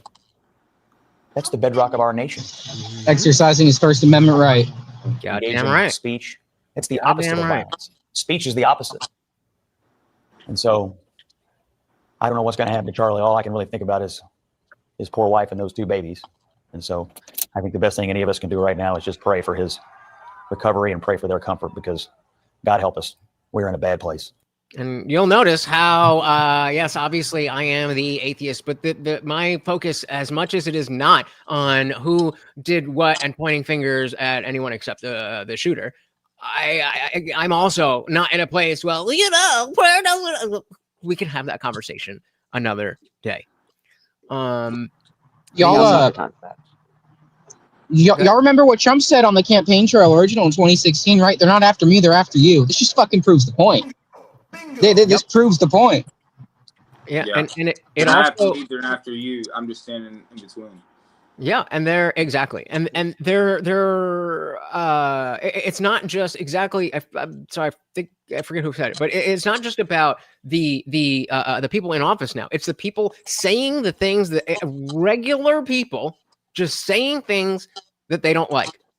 And there's such a culture of we got to do something about that from people on the left, and then actually doing it. They're very, very lucky that we're not the party that riots, because it would not be pretty. It's amazing to me that they talk about us as if we're all crazed, as if we're all gun-toting, trigger-happy people. Well, you know what that is, right? If it was the people, if it was the people, it's projection. It's absolute projection. Projection. It's just mind-boggling to me. It's like, dude, look in a mirror. Just look in a mirror. One thing that bothers me most, not most, obviously the point that bothers me most is that he's fucking dead. But what bothers me in shit like this when it happens is that this takes place on liberal arts colleges. The whole point of a liberal arts college is to have freedom of ideas, freedom of expression, and we've lost that. We either need to rename the colleges to liberal safe zones, or let them be liberal arts colleges, because that is what the liberal party is built upon, is freedom of ideas and freedom of expression. And if you don't let that happen, and if you assassinate people that come to your college to have these talks, what's even the point? What's even the point? Yeah, like why do you even expose yourself, try to espouse yourself as being like accepting and being like a fun liberal who's like accepting everyone? That's the right side of history. Because look, this is what they do. And Ben Shapiro put this the best a long time ago. So you know how our government passes a bill, right? And they say, oh, this bill is for this. Ben Shapiro used the puppies and kittens bill. And sure, this bill helps puppies and kittens with $1 million, but there's $10 million of other bullshit that they put in it. Now let's apply this shit to the left. They say, oh, we're the all-encompassing left. We're this, we're anti-fascist. Just because you say you're not something doesn't mean you're not. Well, you know what I mean? They do this to lure young people in and indoctrinate them. Yeah, but that's the thing. They can't even define fascism. They don't know what fascism is. They think they do, but they don't. Yeah, it's just their natural thing. They it's like a fish in water. Fish doesn't understand water, but do they breathe on it? That's a The worst part about it too is that the media that sits here and defends these guys all the time, or defends I guess some of the shit that we're seeing. Oh no, we lost our Guam. If you don't take your ass home to the Wi-Fi. Yeah. No, get your pizza. Bro, what the hell? Okay, I'll just sit out on this one. I'm just. Go ahead. No, try again. You sound good. Go ahead, try again. I was just saying that the same media that's sitting there putting all of this fucking rhetoric out about the right being violent, the left can never do anything wrong. They're also the ones who are sitting there praising people who are going against RFK for simply just trying to get a message out about health and whatnot. I mean, if anything, it's just proving the point that they think that if they just keep repeating the same thing over and over again, that people will believe it. Just like Elizabeth Warren did with RFK. I mean, that shit was fucking crazy. He's literally saying, I didn't do what you said I did. And she's like, no, you said you did it. And it was just back and forth the entire time. And it doesn't matter what's actually true. It's just repeated enough times and it'll be true. And I have a feeling that if they just keep repeating enough times that Charlie Kirk was a fucking racist, whatever, homophobe, all that shit, then that's exactly what's going to keep allowing people to act the way that they are. Celebrating this shit. Wasn't he literally talking about gang violence in black communities when they shot him in the fucking neck? Like literally, who the fuck does that? Well, no, I Like think it what? was someone asking ironically about trans shooters, and Oh, okay. and then popped. It's. I have to say, I know one thing that Guamtech just brought up that I think is, and I'm not trying to make like a joke in these trying times, but what I will say is, I give props to RFK Jr. right now because he's seen maybe the highest level of political violence since his uncle and his dad were assassinated, and he's still in the hot seat trying to do his thing. So, like, I mean, imagine being RFK right now. Your uncle, half your family has been assassinated by the U.S. government, and you're just happen to be the guy who's like part of the DHS right now, who's trying to like fix things, and you've watched a shot get taken at the president, and then you watched a shot get taken at a popular pundit. He's got to be sitting in his house right now with like an AR to his chest, being like, "No one's fucking gonna get me." Yep. Well, and we, I keep showing these while you guys are talking, but OG Black Red Guard, with of course the communism sign, a Palestine flag, and some other gay shit. Fucking disgusting. I guess you lost that debate. 120,000 likes out of 1.4 million views, and that was 4 hours ago. I hate to say it like this, but you know how the NSA is watching everyone and everything that they do? Why can't we get the NSA on those 106,000 people's ass right now? No, fuck it. If it's already a part of the system, may as well use it. No, but M1, you don't realize who the NSA works for. The NSA No, wait, I do. It was a joke. But no, I don't, man. No, but I totally see your point. I'm saying you're right. Those people should have their houses invaded. Maybe not invaded, but they should at least be put on. They should be questioned. They should be fucking questioned repeatedly. But Yeah. the point is they work for the correct side. If we want to call it the correct side. Yep. That's who the NSA supports. So the NSA doesn't care if they're calling for the assassination of certain people, only the wrong people. And when we say the wrong people, let's just have a reminder of who the fuck we are talking about. We are not talking about some horrible person. This is who we're talking about. Oh, M1 left. I didn't mean to. She is now a single mother. We are talking about him. That's the wrong kind of person, according to them. What happens if I... Okay, just wondering. That's the kind of person that we're talking about. You said NSA just called Avery. They want their junk book back. All right, they can't all be winners. I mean, I think it's so crazy that this is a side note too. We're just talking about like the NSA and stuff. I mean, Edward Snowden is still in Russia right now. Like, who's that? If we want to make Snowden jokes, or if we want to make NSA jokes, Snowden is still not allowed back. Yeah, because he would be arrested immediately. Because he told us what the NSA was doing. That's nuts. That's nuts. How dare you? How dare you? When it becomes a crime, when it becomes a crime to report the crimes of your country or your government, you're living under tyranny. I can't remember who said that, but yeah, it's been like this for a long fucking time. It's been like this for a long fucking time. Yeah. Who said that? Was it Benjamin Franklin, or it might have been Snowden, or it might have been Snowden? I'm not sure. I thought that quote was a lot older than Snowden. Maybe you might be right. No, it was Snowden. It was Snowden. Yeah. Let's see. I'm looking for that. So I don't want to keep having my audio mess up the stream and whatnot. So I'm probably going to take off here in a minute. Actually, right after than you this. have all night. But I do want to just put it out there and see what your guys' thoughts are as I leave. Obviously, we don't want violence to just like erupt out of all this shit. We don't want people to just, go off of their baser instincts on this. So what is the reaction that we should have towards this for both sides? Can I can I give you an answer I think Charlie would say? Please. And I have a feeling Lutch would probably disagree with this, but I know Charlie was a very Christian person, and I think Charlie would want people to respond with empathy and try to see,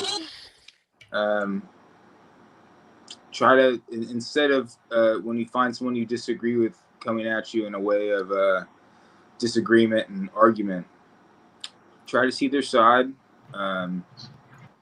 try to be nice and courteous, and try to respond with empathy.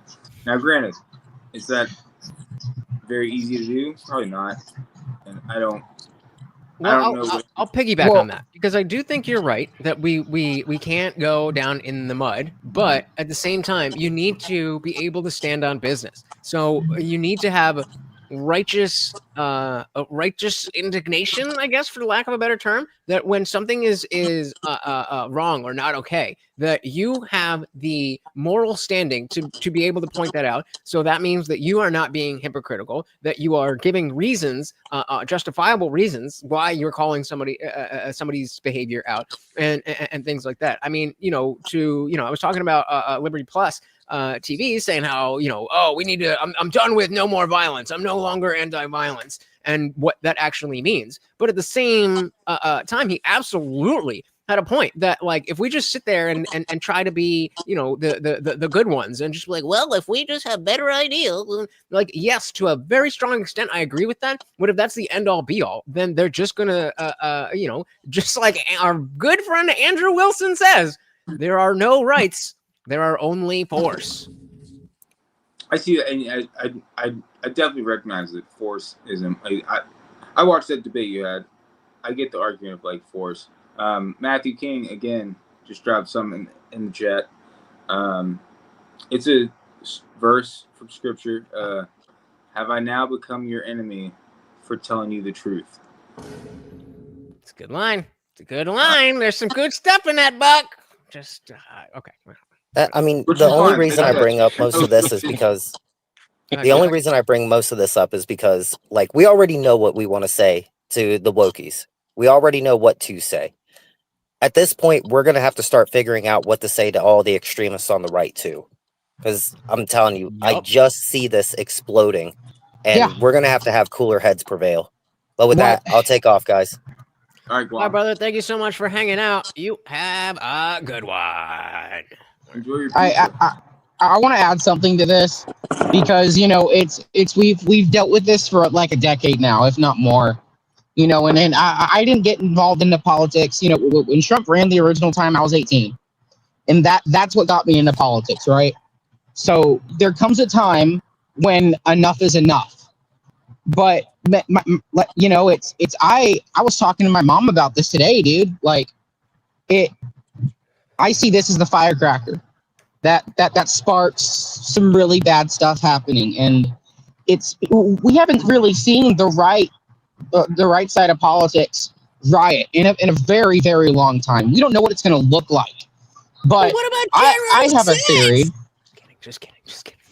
That wasn't a fucking riot. No, I mean, it was a riot, but it wasn't as bad as they say it was. There was like 6 people that rioted, but anyway. There was a lot of instigators in that as well, that were undercover CIA agents, and there's pictures and videos of it all over the internet. But I don't think we're going to see riots in the streets. I think that when the right speaks up, it's going to be tactile, it's going to be fucking calculated, and it's going to be very violent. But I don't think I don't think like they're going to go after buildings or well, let me rephrase that. I don't think they're going to go after businesses. They're going to go after people that I can't say right now, and it's going to destabilize the country. I see the point you're trying to make, Avery. I personally don't think it will be like calculated like terrorist strikes, but I think unfortunately, because of what's happened, I think we will have to on both sides, whether you're left leaning or right leaning, I think we will have to take both sides of extra precautions when it comes to public events, which is sad. And I'm definitely a very like pro 2A person. I don't believe in like taking people's guns away. But yeah, we'll probably have to, at least if you're doing an outdoor event, we need you have to do pat downs. We need. They're gonna have to. They're gonna have to have people on buildings. Yeah, like well, that brings up an interesting. and I don't think it's. I mean, it's. I'll circle back to kind of what you were talking about before, Lutch. If like if Myron's been is inside, Myron could totally just run a proper security entrance, and there'll be no guns inside. Right. That's exactly what I was going to bring up. A lot of people are talking about how there were no metal detectors there, and I mean, in general, that should be. On a college campus, Yeah, like what the fuck? It does make sense also at that level. I went to a high school. That's kind of a home game. I went to a high school at one point that had metal detectors. So like I've been there. I get it. Like you wouldn't think in those environments you should need to have metal detectors, but they do work. They detect metal. It's not a construct science. And I'll be the first to say, if you really want to get a gun in, you can. There's polymer guns. You can 3D print a plastic gun that will get through some, but at least makes them fucking try harder. It at least makes it hard to like get a shot off. Like I'm not saying it's perfect, but I think what Avery's saying is at the minimum, what this should do in the future is to make it harder to get a shot off. The right mate their bed. Now they sleep in it if they can. Wow. Aware Productions, welcome to the show. Would you like to elaborate a little I didn't mean to cut you off, man. That was perfect. You're fine.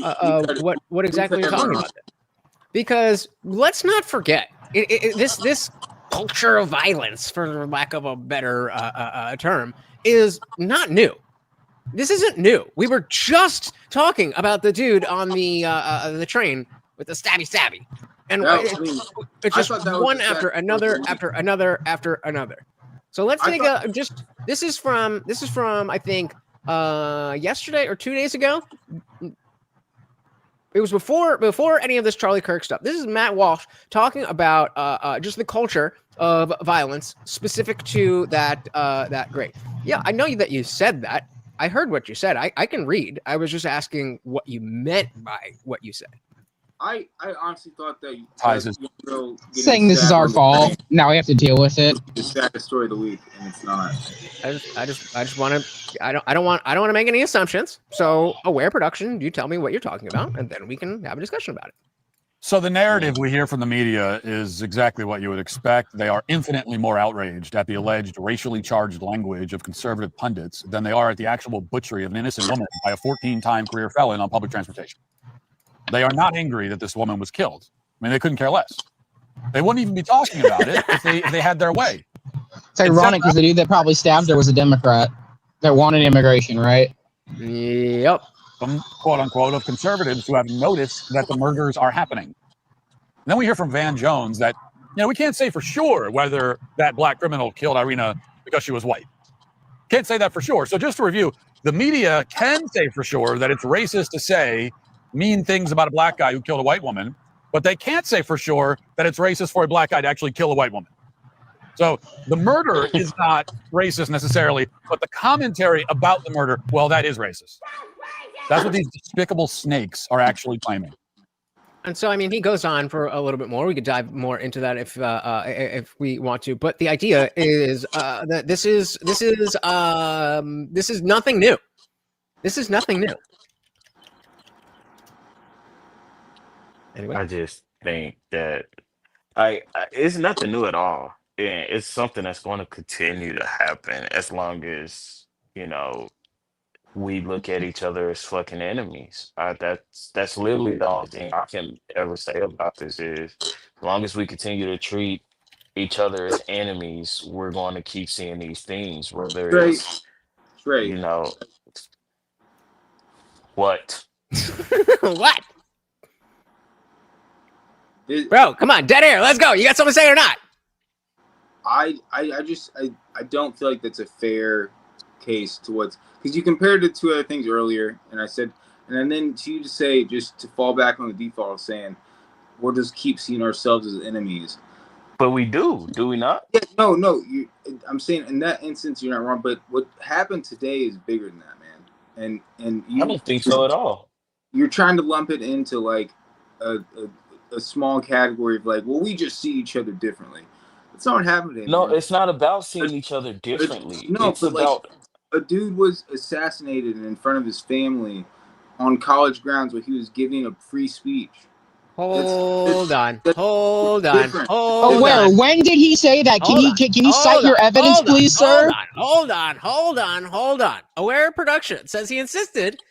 Just speaking of Charlie, I guess because you said the right. But then you said he, so I don't know who he is. Maybe it's Trump, maybe it's Charlie, but I'll assume Charlie because that's who we're talking about. Aware Production said he insisted on free speech, knowing that the pen is mightier than the sword. Okay. He is the kind of MAGA who calls for the death of gays and brown people to be done by the government. What? Charlie has never said that, dude. He said that he wishes gay people would come to Christ. I would love a link to him saying this, because I'm definitely open to be wrong. If he said this, then I'll change my tune completely. But I am 1,000% sure that he did not, and yet still. If you can provide a quote, then we're good. Shout out to Hypnosis. I want video evidence of that. Yeah, right. And yeah, Hypnosis says this is our fault for going to left-wing campuses to try to have discourse with you. Sounds like it's the left's fault for being so intolerant of us. You can't have a convo. I'm gonna give a dilly to Hypnosis. True enough. I think that. And you can check this because I heard it. So I don't know how true it is. I was gonna ask, could you just fact check it? Apparently in Utah, it's not barred from actually having weapons on college campuses. I mean, weapons like weapons by anyone of like they have like full Second Amendment rights on college campuses. Yeah, I again. Well I said, heard it. DJ. That's why I'm asking, can you check it? Because because that also lends to it. Then, I'm pretty sure that that's open to the public. Anybody can come. So, why we're just blaming it on college students? That's all I'm saying. Like, Okay. I'm sure it was a leftist, but I think I was arguing I didn't think it would happen in Utah because that's kind of a home game to me. I assumed that he would be at home in Utah. Yeah, but it's a with liberal. conservatives. You are right here. So it does say the Utah laws are clear. Guns are generally allowed on public college and university campuses, but only under specific conditions with proper permits. So legal authorization, blah blah blah blah blah. 18 or older. Firearms are prohibited in sensitive areas such as secure hearing rooms, blah blah blah blah, in dorm rooms. So yeah, the if you spot someone, the women do not approach them, blah, blah, blah.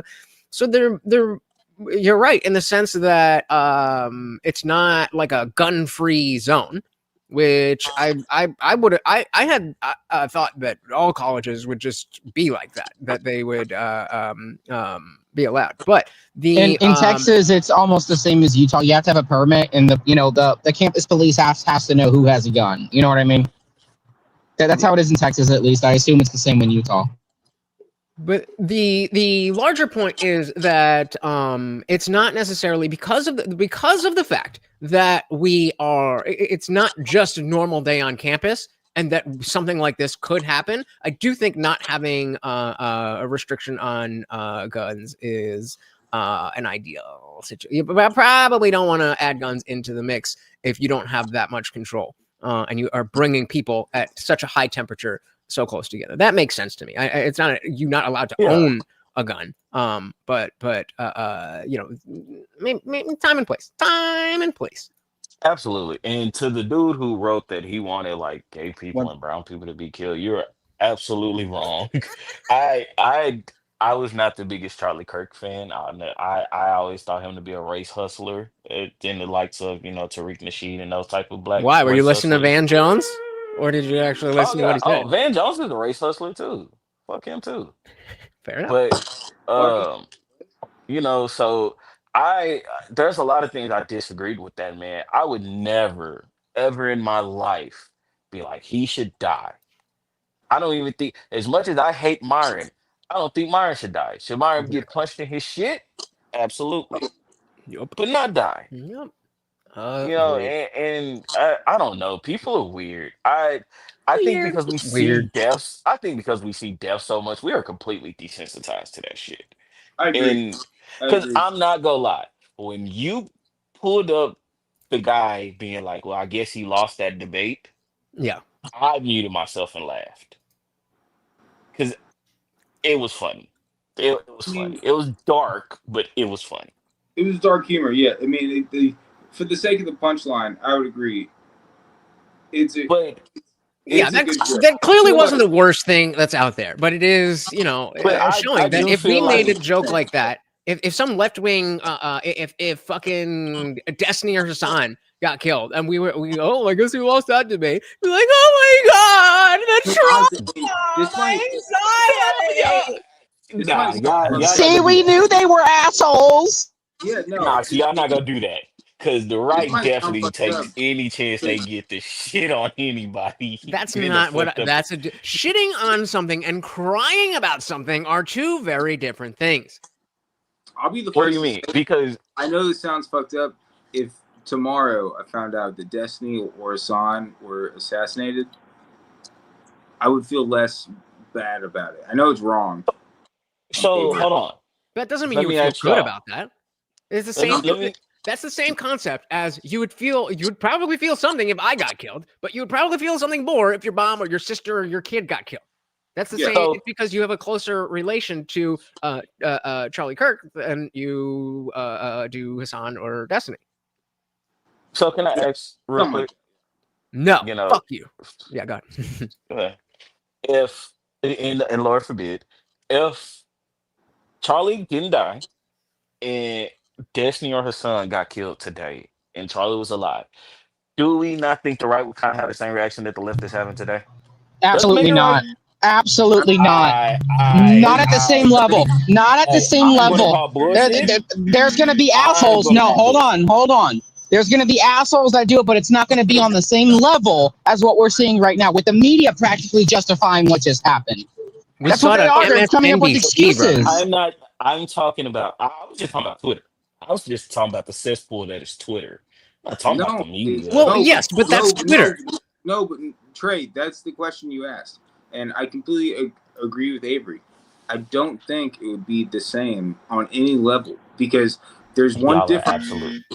No, This is the one hold on, time I'm going to say hold on, y'all are full of hold on. shit. No, that's not. No, there's- this there's- is your privilege. This is your or not privilege. This is your bias showing. This is your bias showing.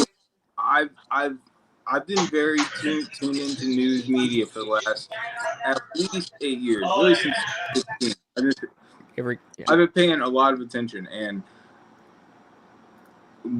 that statement that you just said, or well, more the statement that Avery said and that you disagreed with, is false. Like if It's a fair question for sure, but This is the problem.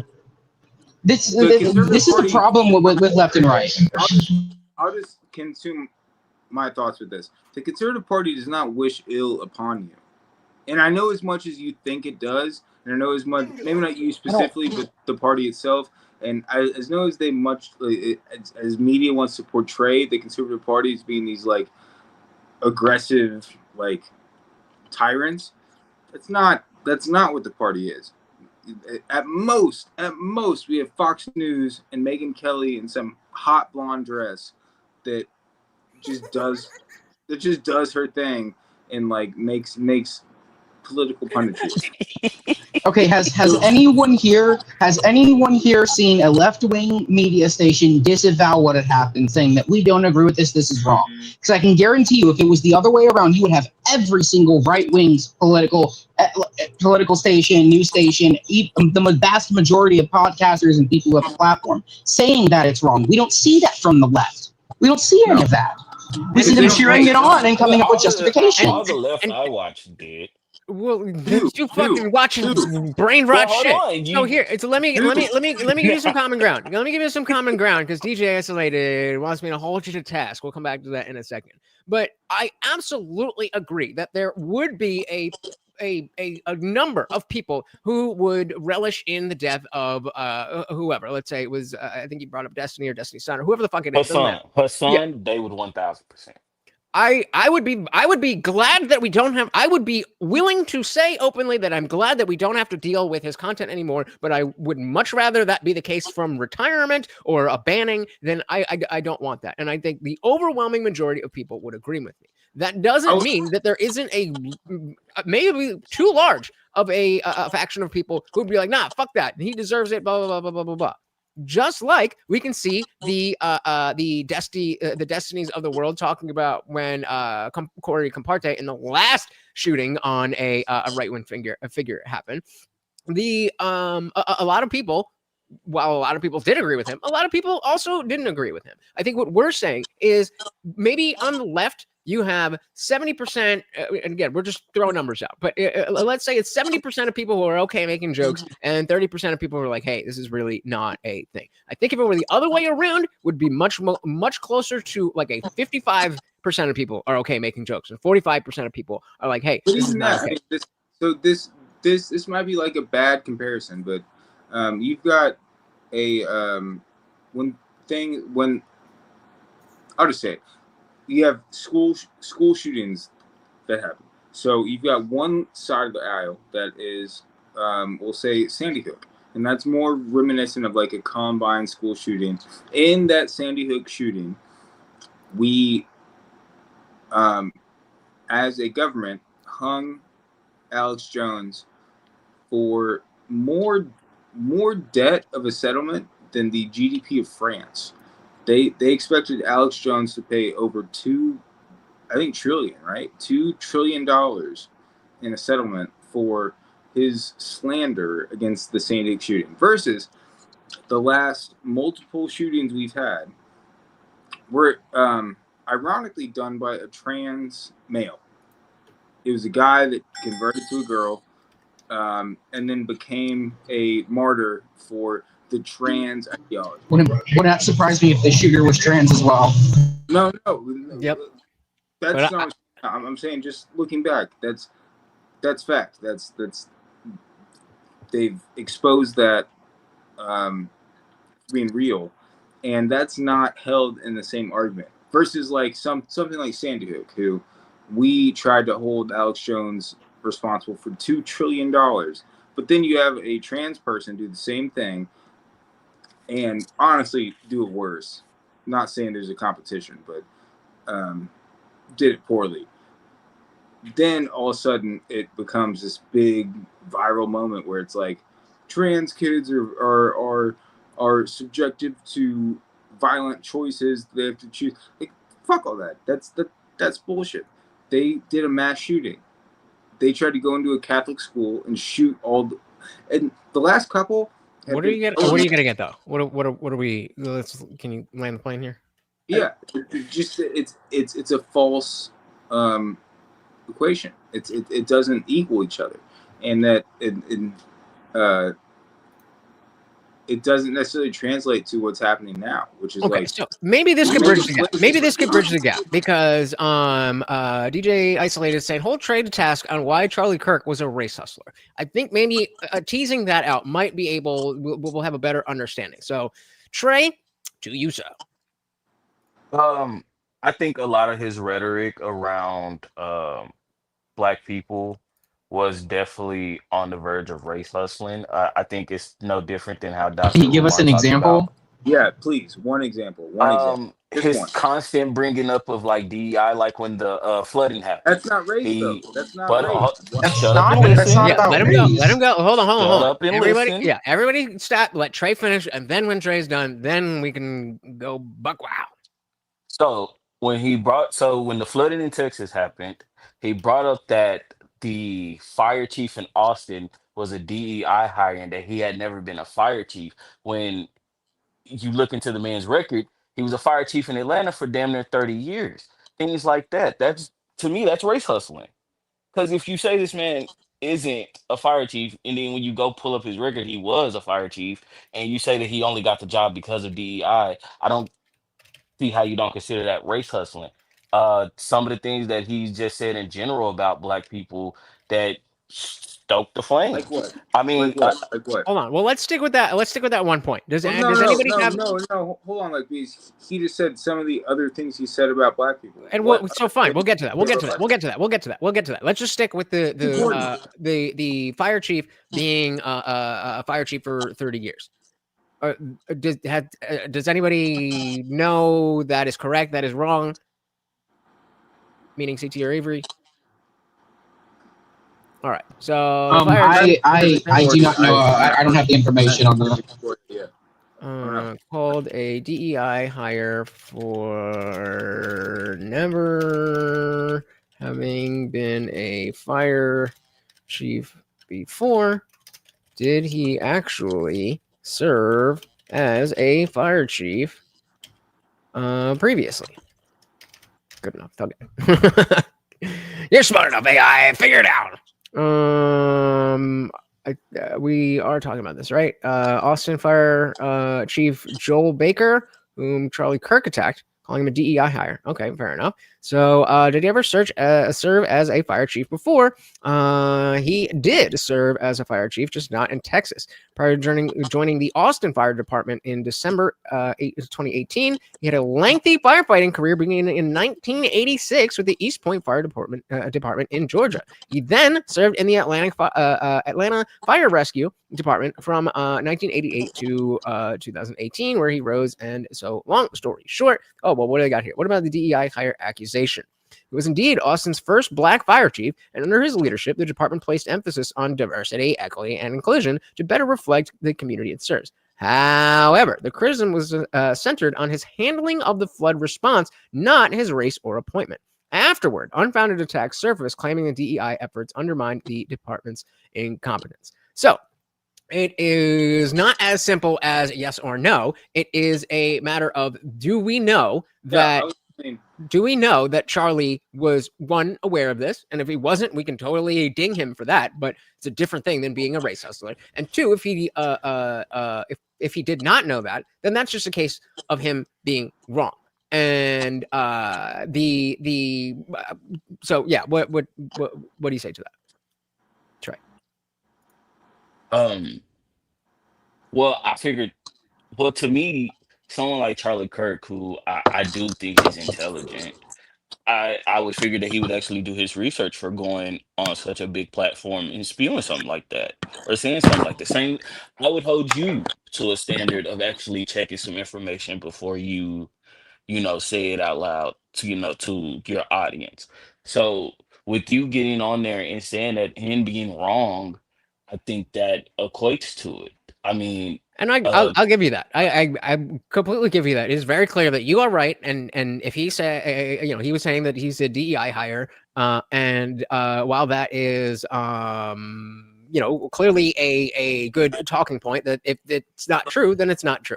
And so I can give you that. But even if we want to say that is even if we say that he's wrong about that, then are we then like?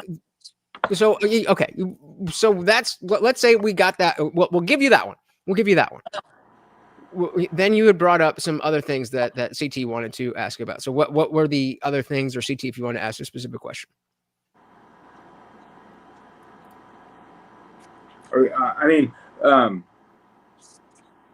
I will say that, yeah, I think in that explanation, I don't think it was a DEI hire. He obviously had experience in what he was doing. But I guess I want to ask you this straight. Do you believe in DEI hires in the first place? Or do you think it's a thing? Why is that relevant, though? Why is that relevant?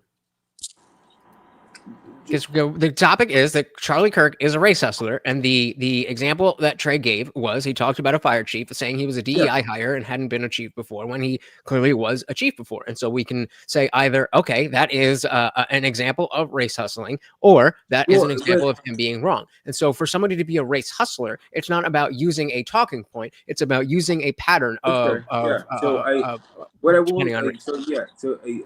guess more what I'm asking is. In that specific instance, I agree that he had experience. I don't think it's a DEI hire, but the concept of that, is that something you're arguing that you think Charlie Kirk has done previously other than that one example? Or do you think that the whole concept of a DEI hire is just some like conservative talking point? Yes, I do think I think DEI became a conservative talking point. I think it replaced CRT. That was, the big conservative talking point going into the 2020 election. I Do you know myself why, have though? been called. I myself have been called a DEI hire. I am very qualified. I've been driving. I've been having my CDL since 2012. Been driving cement trucks, tow trucks for 12 plus years. So DJ's A asking customer if you did it. think DJ's asking if you think the term DEI hire itself is inherently racist. Good question. Not Let's kind of route necessarily. that. I think it's kind of how it's brought up. So if you're just like, oh, he's a DEI hire, what are you referring to? Because We there are are referring to the fact DEI, that you but were. I'm saying because there are DEI positions, like there's like DEI positions that they made, What's the and then difference? there are people that What's the got difference? hired and got called DEI. What's the difference?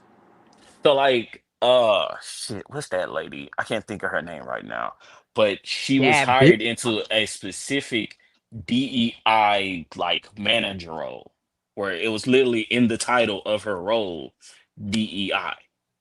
So cause that's a DEI job, but a nigga getting a job doesn't make it DEI. No, Agreed. that's. Agreed. I don't. Yeah, And I don't think it's English. so Yeah.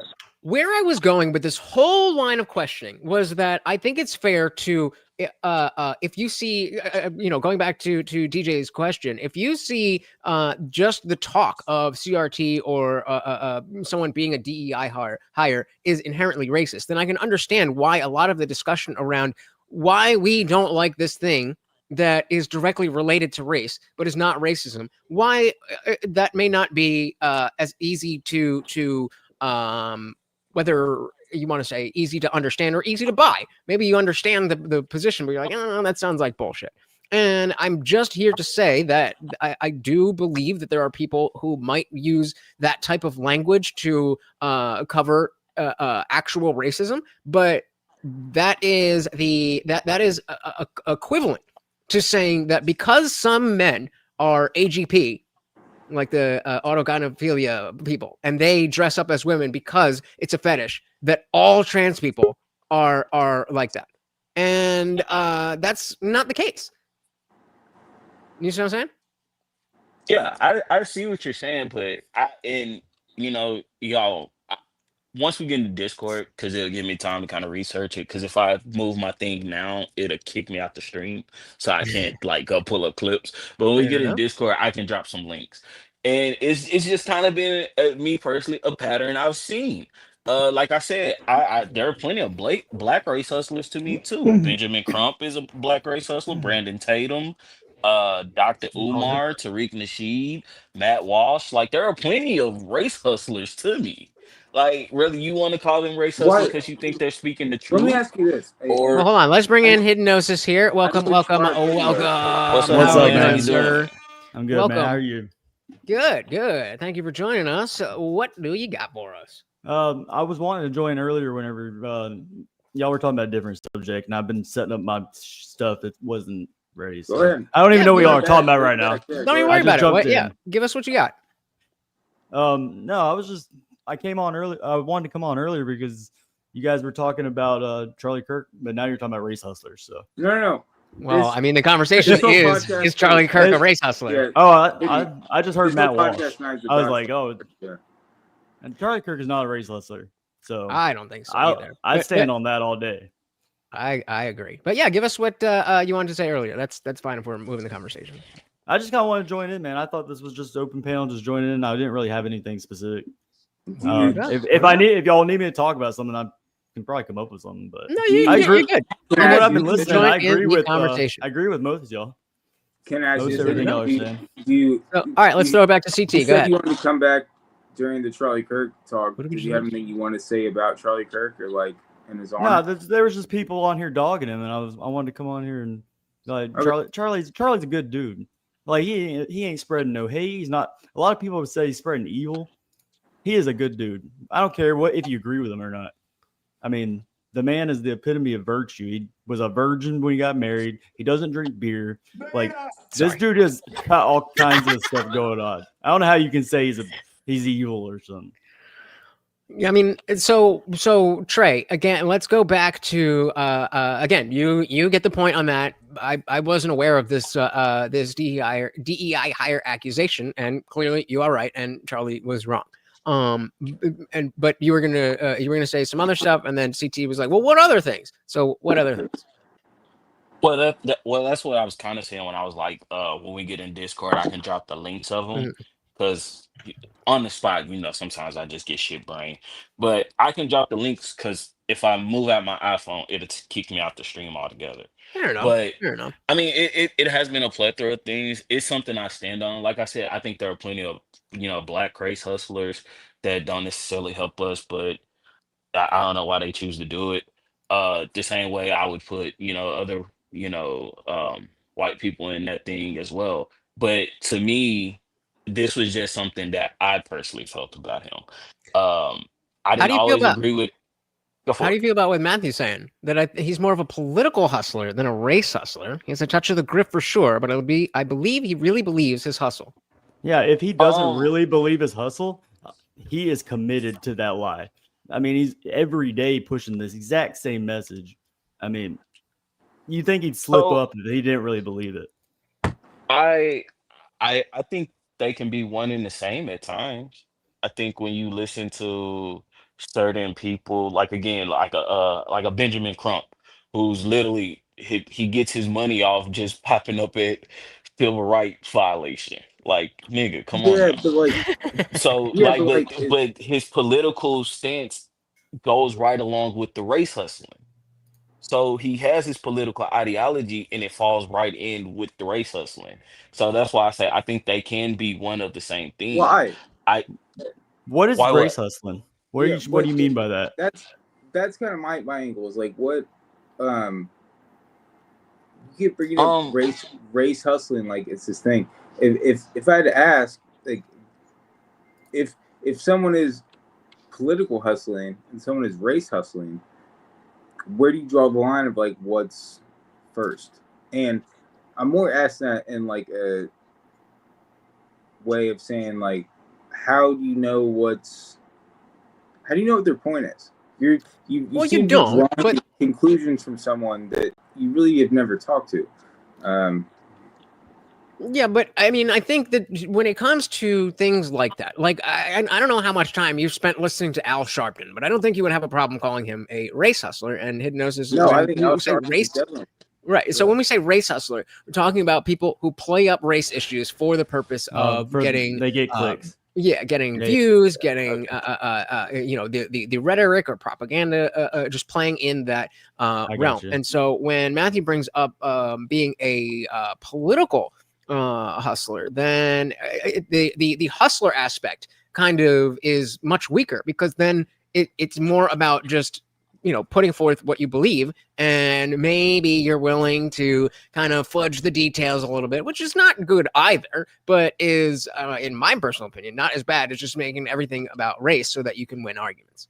Yeah, no, the race. Yeah, I wouldn't put up a race better, but there's a lot of like content creators who, whenever Joe Biden was president, they leaned Democrat, and now Donald Trump's president, now they're creating slightly Republican content. So like, I get the political hustle thing, but and I get the race hustle now that you explained it. Yeah, and it's so Trey, I said ask then, do you think Charlie Kirk was racist, or do you think he was just copped up in the views?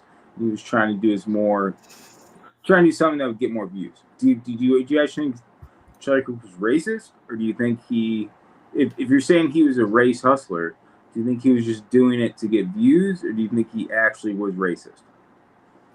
Ooh, good question. That's good. You actually put me on the spot with that. So while you think about that, I'll add to why I think that's a good question, because there is a difference between somebody who is using the race aspect of things because they believe it is an inherent part of the issue, versus using the race issue because they know it can help them win the argument.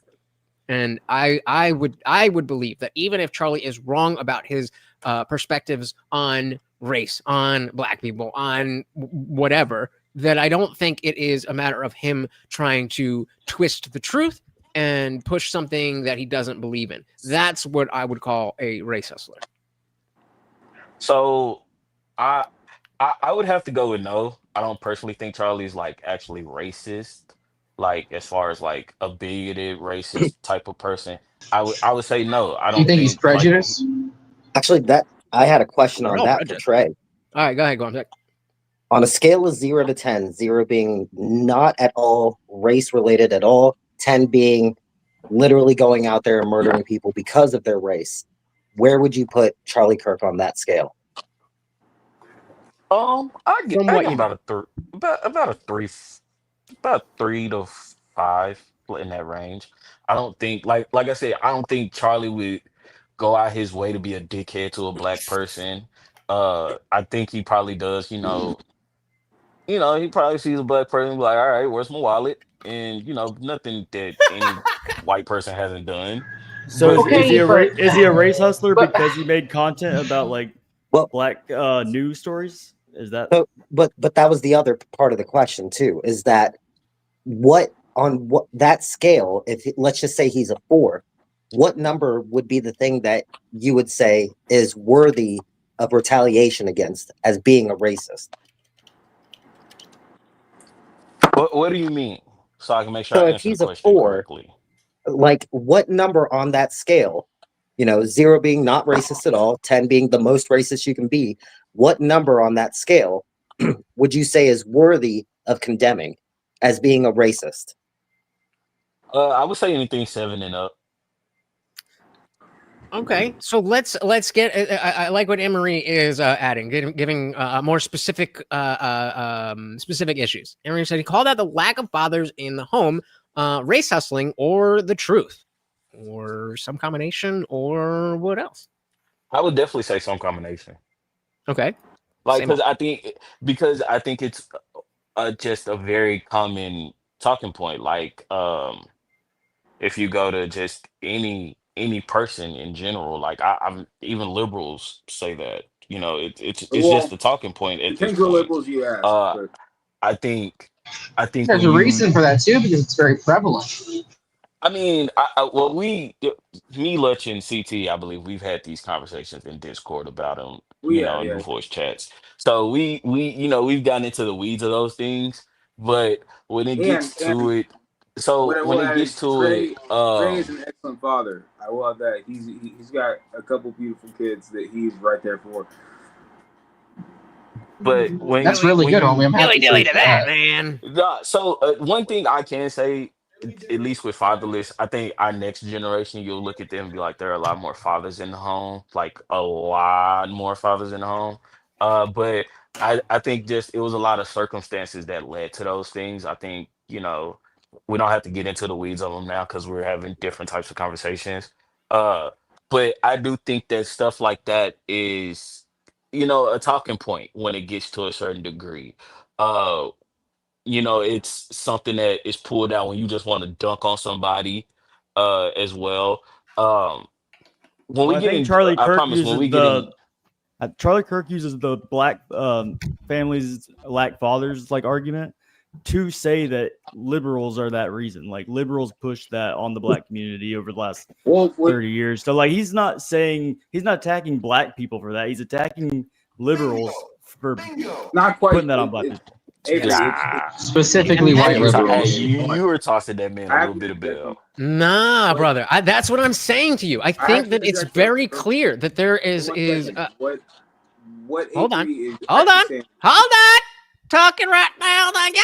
So what that's exactly the point, Trey. I think that when you see these things that he's willing to call out racial political issues, because it has the racial factor, and he's not willing to tamper down on them to make people feel better, then it feels like he's being mean. I mean, isn't it such a common what just happened? There's like 7 fruit flies that just came in. Isn't it a common thing of the black community to talk about those who have privilege? When the privilege is gone, it feels like oppression or something along those lines, right? So maybe there's an aspect of privilege that black people have had for the last 25 years in this country. I'm not saying that a net positive, but among all the bad shit, also the benefit of, well, we'll be nice to them because of the fact that there is real and has been real racism. And so now in 2025, when we're talking about political issues that have to do with race, because somebody's now willing to be like, no, it's black fathers not in the home. It feels like it's attacking black people when clearly it is attacking the issue of liberals supporting the idea of single parent homes. Well, so my pushback would be, then what do you necessarily ascribe to how it got that way? Then I would give you a definitive answer on if I think you're like racist or if you kind of just are, Welfare. this is an issue that needs to be addressed. The Because other- there are, welfare. I mean, I've heard Charlie say it in some ways where it's like, that sounds crazy. But then I've heard some things that Charlie say about black people where I'm like, nah, that nigga spinning. Like he telling the truth. So that's why I put him more in the race hustle side than actual just he's racist. Like I don't think Charlie is a racist person. I don't like I said, I don't think that he's racist. I don't think he'll go out his way to call me the N-word or none of that stuff. And But that's I actually can why I say was asking. the way he gets on his show and talks about certain things, it gives you like, yeah, Charlie, yeah, how you really feel about us. You know? So I think one reference that Charlie always referenced when it came to what you're asking about, Trey, specifically, and I'll keep it short. It was about the welfare state, where it was that at a certain point in the 60s or 70s, the women of this country, not just black women, but all women, were given the option to, if you keep your man's name off the birth certificate, they're allowed to collect child support.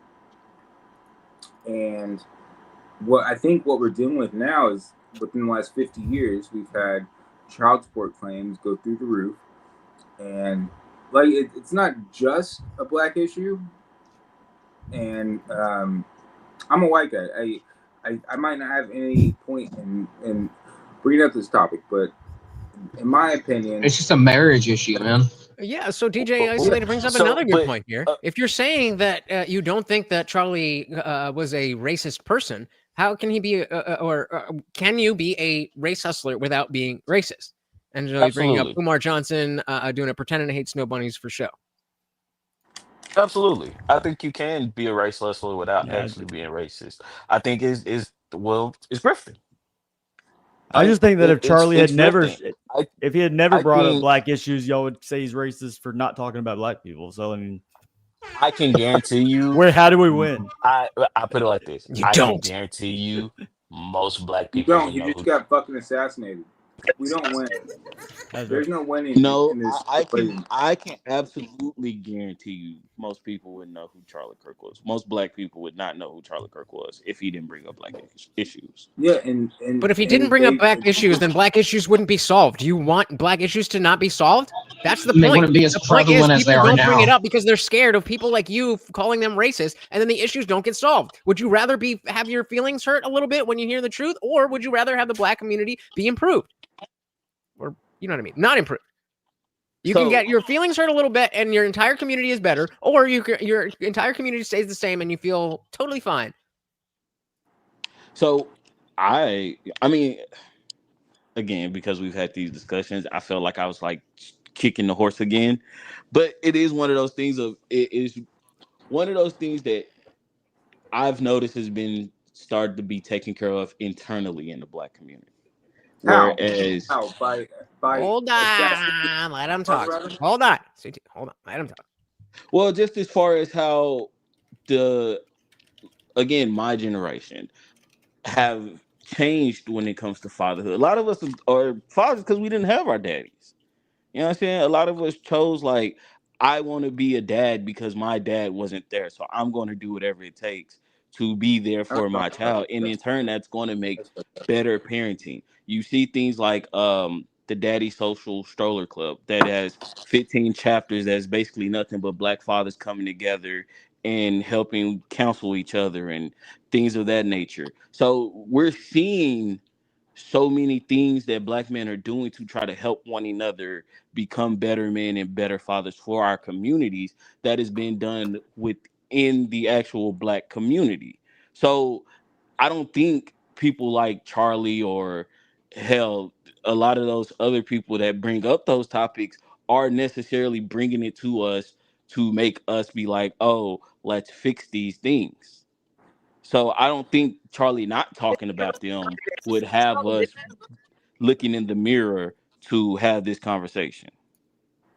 And to also like maybe have Trey's back a little bit on this too, is that for as much as you guys are basically saying that you're defending Charlie Kirk for not being racist, I mean, Trey's also trying to get you to realize that there is an aspect of race to this that needs to be addressed. I mean, otherwise it's just going to devolve into these kind of conversations. Oh, well, you're just going to be someone racist, addresses or you're it not and they get being called a racist, race or- hustler. That's what I'm saying. How you want Charlie to address it, but like, does he have to write a freaking essay, like asking permission before he can talk about it? Yes, we would like Charlie to write an essay and send it to us. No, he's dead now. Motherfucker dead now. I'm just saying, like, how do y'all want to go about this? Hold on. One at a time. We'll go hidden gnosis and then CT. My thing is, like, I get what you're saying, bro. I get that, like, there's a race aspect, and like, it's on the line of, is he doing it to like to take advantage of the story, or does he care? He was doing it. But He's dead. But like, I genuinely think Charlie Kirk cared about what he talked about. Hold on. Let Hidden finish. We're going to see. My question is, how would you be comfortable for him to talk about the subject, or just he can't talk about the subject? Good. My turn. Well, I don't even think it's that anybody's saying he can't talk about the subject. It's that you have to be careful. He's fucking dead, Womtech. What the fuck are you saying? This is for anybody. This is for anybody who would be talking on this subject. CT, what did you have? Y'all are implying so much shit about what's happened to the conservative broadcaster that happened to be assassinated tonight. And you keep acting like he can come on back on our air tomorrow and explain himself. Well, no, but we're having an academic conversation about what we would have liked for him to do. So it's a fair question. But I'm saying we know he's dead. That's why we're here. That's not the question. Yeah, the question is, for the next Charlie Kirk, how does the next Charlie Kirk address Black issues without getting people like Trey to call them a race hustler?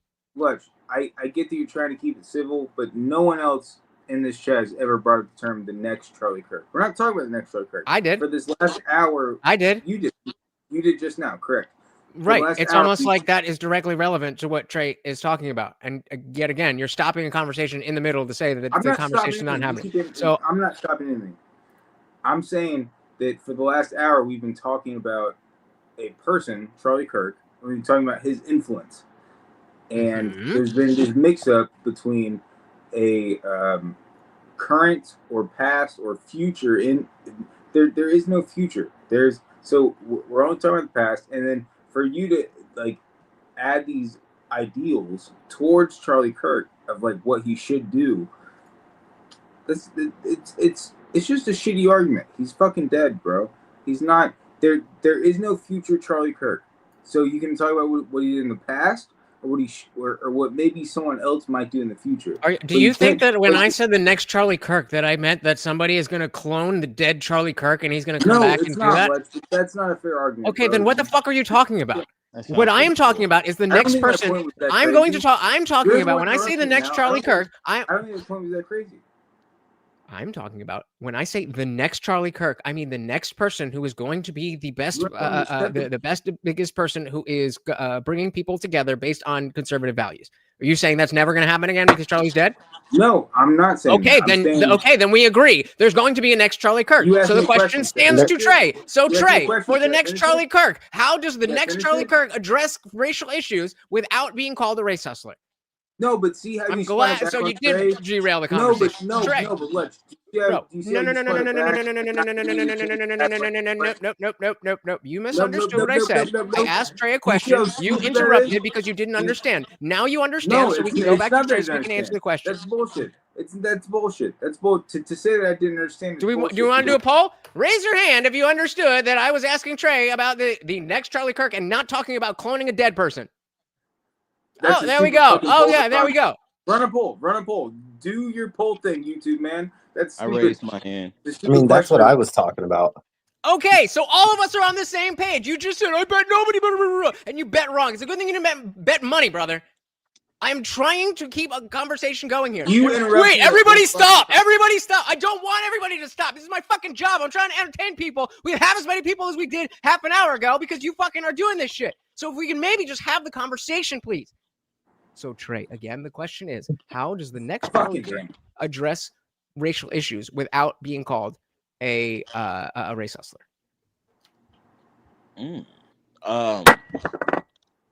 Thank you, because you were putting me on the spot. So now I get to answer this in real time. I would guess with a this sounds nasty. I guess with a more two-sidedness. Like to me, this is all Trey's feelings. Everybody understands this is Trey's feelings. These felt more like attacks. The truth hurts. Like a what? Attacks. Like it was attacking. It felt more like attacks. Okay.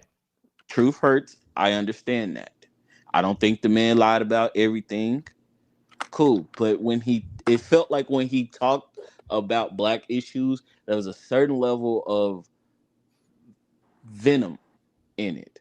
And I think if you were to kind of go from it as a two-sidedness conversation, not necessarily him bringing someone on to like counterpoint him, but kind of saying it in more of a, well, this is this, and because just having a little more empathy. So it's kind of word salad. So if there was like a two-sidedness of just how he talked about it, where it doesn't just always feel like you're just attacking. So what is the other side? That's what I'm saying though. What is that Avery? I was like, who the fuck just left? What is the other side? I don't understand what the other side of level. We need, black fathers in black homes. What is the other side of that?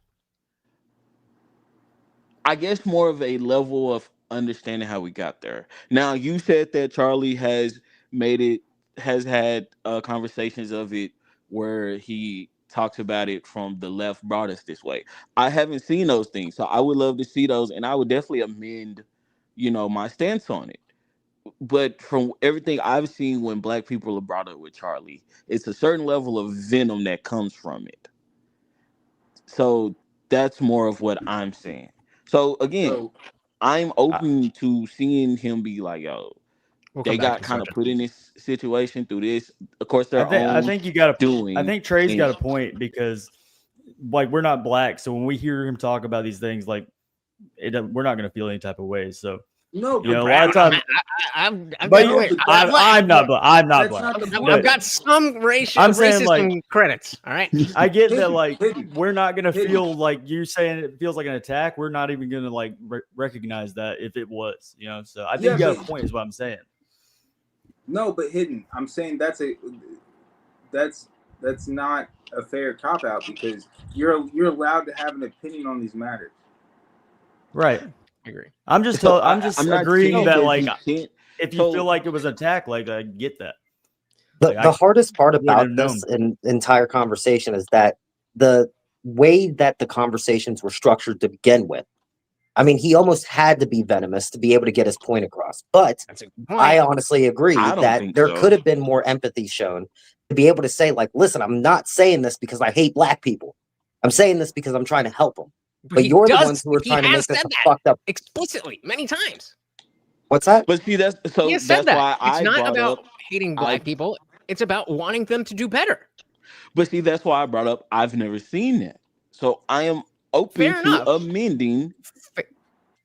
Yeah, totally fair. Totally fair. So Arch is asking you who you think, Trey, addresses black issues the best then. And I'll add on, maybe there's a slightly different thing, but someone who's not black. Who is the best non-black person who addresses black issues, in your personal opinion? Gratitude Bird. Sorry. fucking time. How dare you? I was gonna say her too, shockingly enough. But Are no, you? Were you actually, Trey? Are you serious? someone like Joe Rogan. I've seen the way Okay. Joe Rogan has had these conversations, and I was like, okay, Joe, while yes, you are criticizing how we got to where we are, you also kind of understood the things that put us where we are. So someone like Joe Rogan, I think, has definitely had those conversations productively. That's totally fair. Can I add a slightly different aspect to this? Shout out to AnyFilm. Welcome. I just dropped the link if you want to come on up. We are probably taking it down a little bit unless somebody keeps the party raging. You guys know. Somebody donate $1. This is fun. Yeah, right. Like $1 I'm will keep it getting paid till going. Friday. Dollar will keep it going. But yeah, so drop the link for if you want to come up. But fuck, what was I lost my train of thought. Joe Rogan. Okay, Can I yeah. ask you, Trey? I am curious. So Go ahead, CD. you explained that you've thought at certain points you've observed Charlie Kirk being like a race hustler. And I asked a moment ago, do you think he's actually racist? Where do you fall on that? Like, do you think Charlie Kirk was actually racist? Because I don't. And if you felt that, I'll be the first to analyze it and look back on like his videos. But I don't think he was.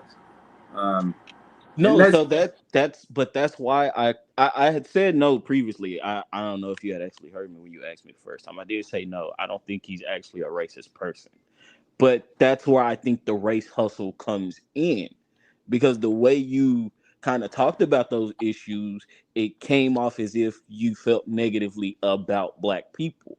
Now, like I said with Lutz, I'm open to amending those things because he also said that he did kind of have the two-sided talk of, they put y'all this way. Y'all helped it, but there were circumstances that helped y'all get there. So when Lutz said that, I was like, I'm open to changing that, when I see that information. Because everything I had saw, Charlie comes off as if he doesn't like Black people.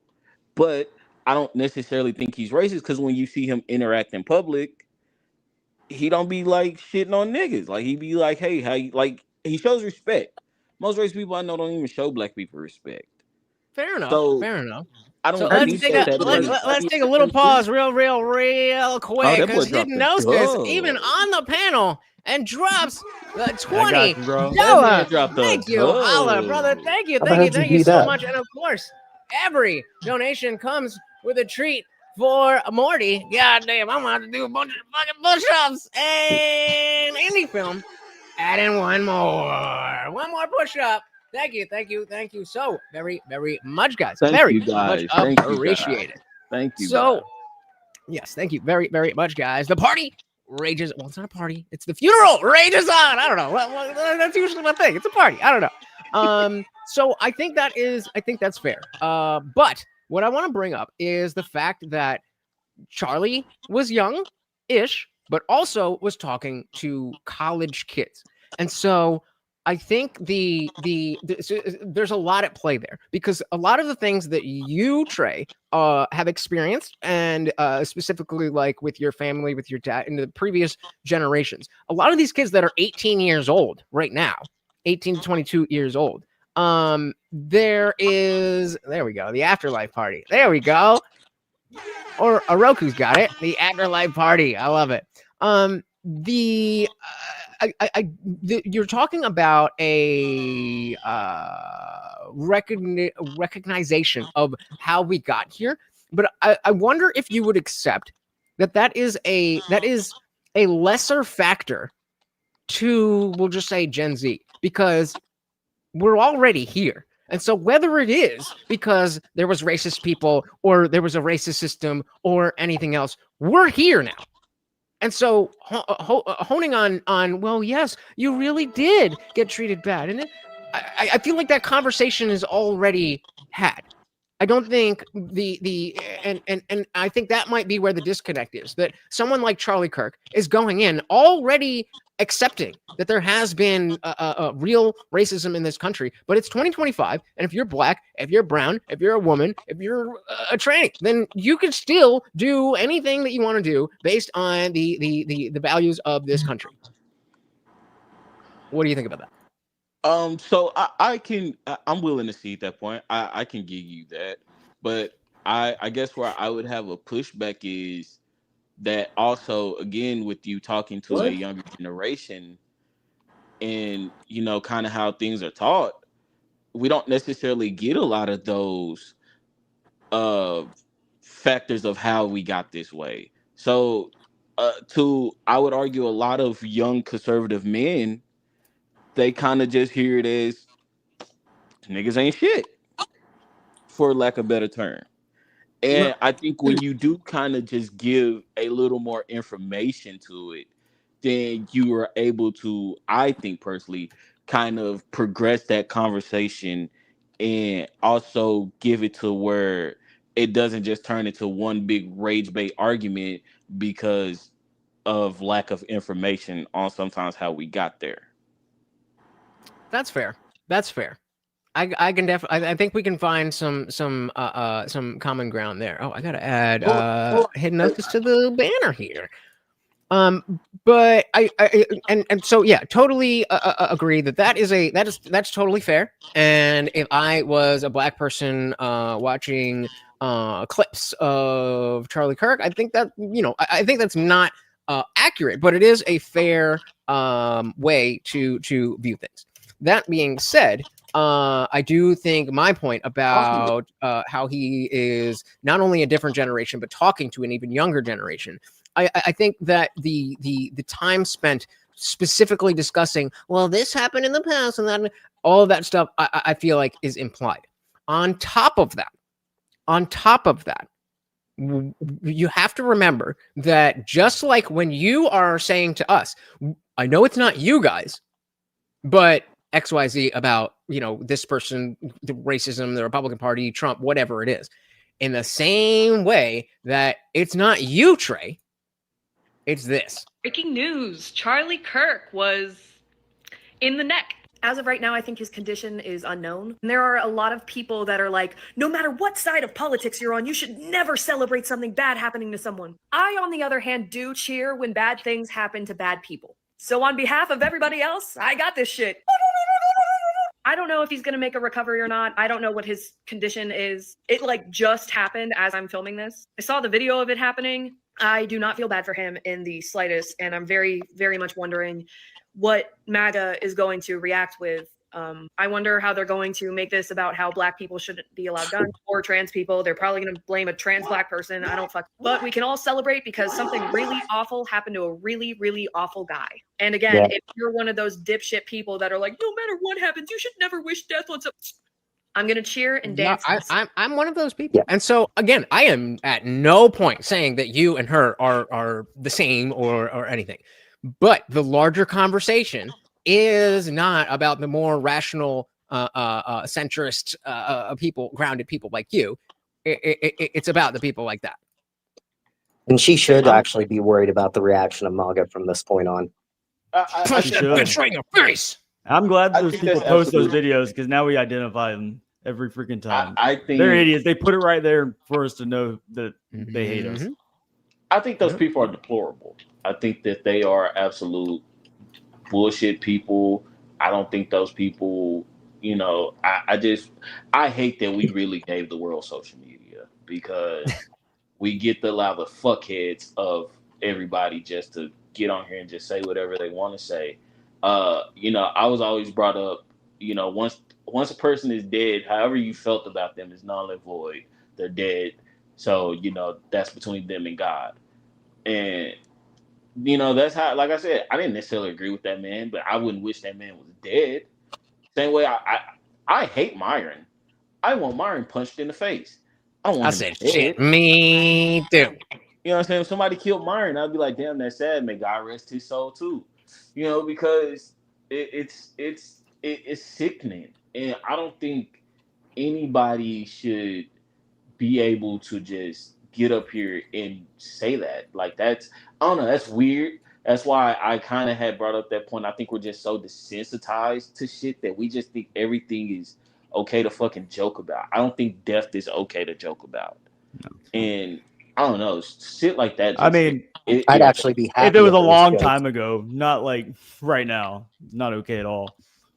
Well, I'd actually be happy if it was jokes. This is like serious bullshit that they think actually And fucking matters. Let's rewind a little bit to July 13th and our favorite liberal commentator. Conservatives have been disgusting for years, which is why I don't give a fuck about anybody that winds up at any of these rallies and gets shot or whatever the fuck, okay? Because they had no problem making fun of Paul Pelosi. The entire world would be better off if these people were permanently removed from these platforms. Like, there is no downside and only upside to see people like Candace Owens, Tucker Carlson, Tim Pool never be allowed to publicly broadcast their opinions ever again. It's exclusively bad stuff that happens. Shout out to Alex O'Connor for not slapping that little bitch standing across from him. But again, that's where we're coming from. That's where we're coming from. It's not, hey, Trey, what the fuck is wrong with you for not crying over Charlie Kirk? It's that we've seen that for so long. And then, I mean, to be fair, they stayed consistent. And I say they because we're not talking about you. We're talking about them. The other thing about the race part of Charlie Kirk, racist, whatever the bullshit is, that there is a comparison aspect here.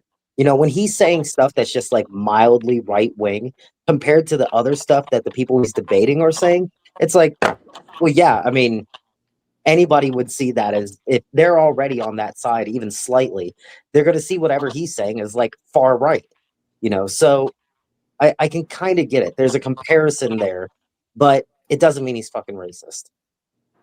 Right. No, that's the hill I die on. That he's not racist, but that's why, again, that's why I bring it to he's a race hustler. I think those two cannot. I think that those can be completely separate things. As a matter of fact, I think that's what makes you the race hustler. If you were talking about Matt Walsh being a race hustler, I'd agree with you. But like, Charlie Kirk is not even close to that level. I don't know what fair you're enough. saying. You keep saying race hustler. I don't get what you're saying. Well, and I think, you know, we kind of gotten to a point where you know, we don't want to beat a dead horse. Tracy's racial issues with what Charlie did, we don't necessarily agree, but, you know, the opinions are out there. So I'd like to, since you guys so generously kept that part of your agent, I want to shift over a little bit more to what the fuck actually happened, because that old guy got arrested and that wasn't the case. And then I seen this. A guy on the roof. So they're gonna zoom in. Can run it up. Yeah. You think he'd already be in place? That, I mean, it doesn't look like it looks like a guy, but it does not look like it's not a guy. You would think that. So there's somebody on the roof right there? Just saying. He just ran from over, where's my finger? Well, from over there, ran in. And now he's right there. There was Just that. just getting right up. And then where's the other one? So this is also the where's it? You know, people initially when that first old guy got arrested, this is where down in the amphitheater on the bottom left, that's where the event was held. And they're saying that thing that we just saw, that clip that we just saw, that's from someone standing over here looking at here. We clearly saw that there was just a person up there or something up there, and we also know that it was a fucking clean ass shot. Yeah, can we talk about how like hard that shot would be to make? Like, I've been thinking about that all day. Like, that is not an easy shot. He was under a tent. There's crowds around. I don't know. That's a good fucking shot. It's not a hard shot. Depending on the elevation, it's a 200-meter clean shot. It's not a hard shot if you're someone who's like been in the army and like really good with a rifle. No, but if you're just some liberal out there at a college campus, I don't think they're going to make that shot.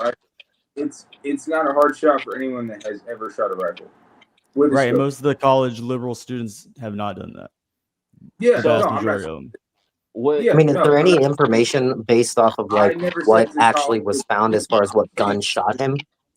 No, there was. I never said it was a college liberal student. I'm just saying it's not a hard shot. Okay, well, that's the talking point going around. So if it's like a 9mm or something like that, then like, yeah, obviously it wasn't a fucking sniper rifle. Yeah, I heard people are right. people are giving conflicting answers, and I don't know shit about Jack when it comes to guns.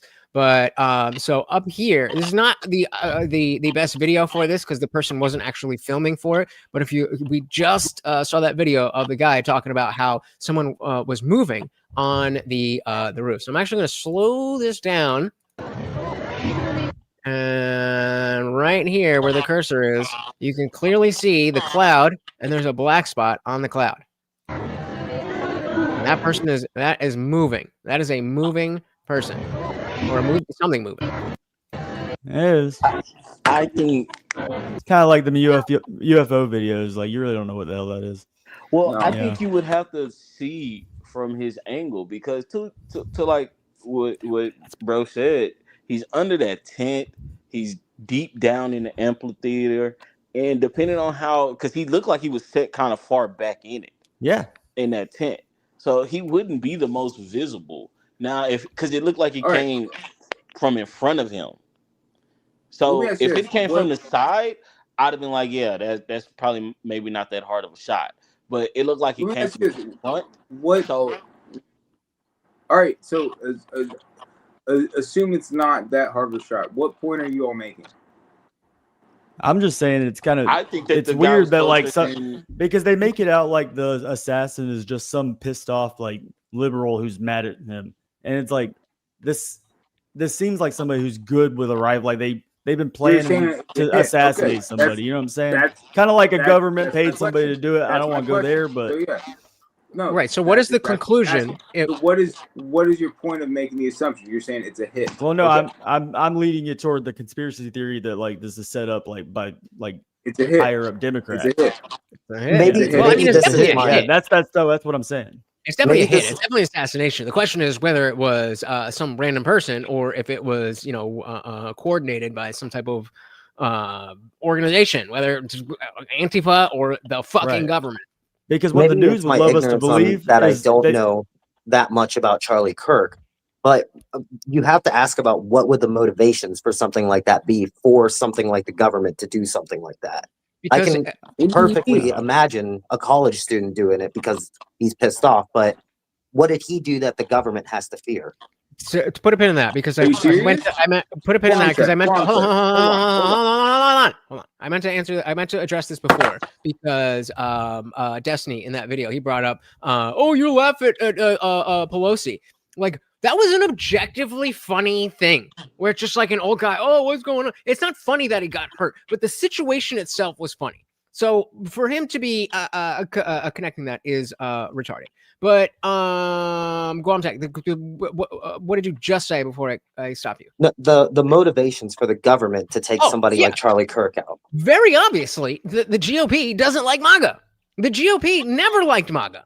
The GOP was laughing Trump all the way until they couldn't anymore. And now that he's finally moving on from politics, they want to squash anything that keeps away the neocons and the rhinos from being the Republican Party, especially the fact that the Democrats are in such shambles. They don't need to appeal that much to people like us because we're not going to go vote for the next Kamala. We're not going to go vote for Zoran Mamdani, where the fuck his name is. And so while we needed to fight in the same exact way where us here were in the same boat as the woke right when we were fighting the woke left, now that the woke left has been defeated for more or less, and we're looking inside our own boat and we're like, oh, fuck, I disagree with you people. Same exact thing with MAGA and the general GOP, old school legacy Republicans. We were all together to get rid of Joe Biden and Kamala Harris, but now that's done.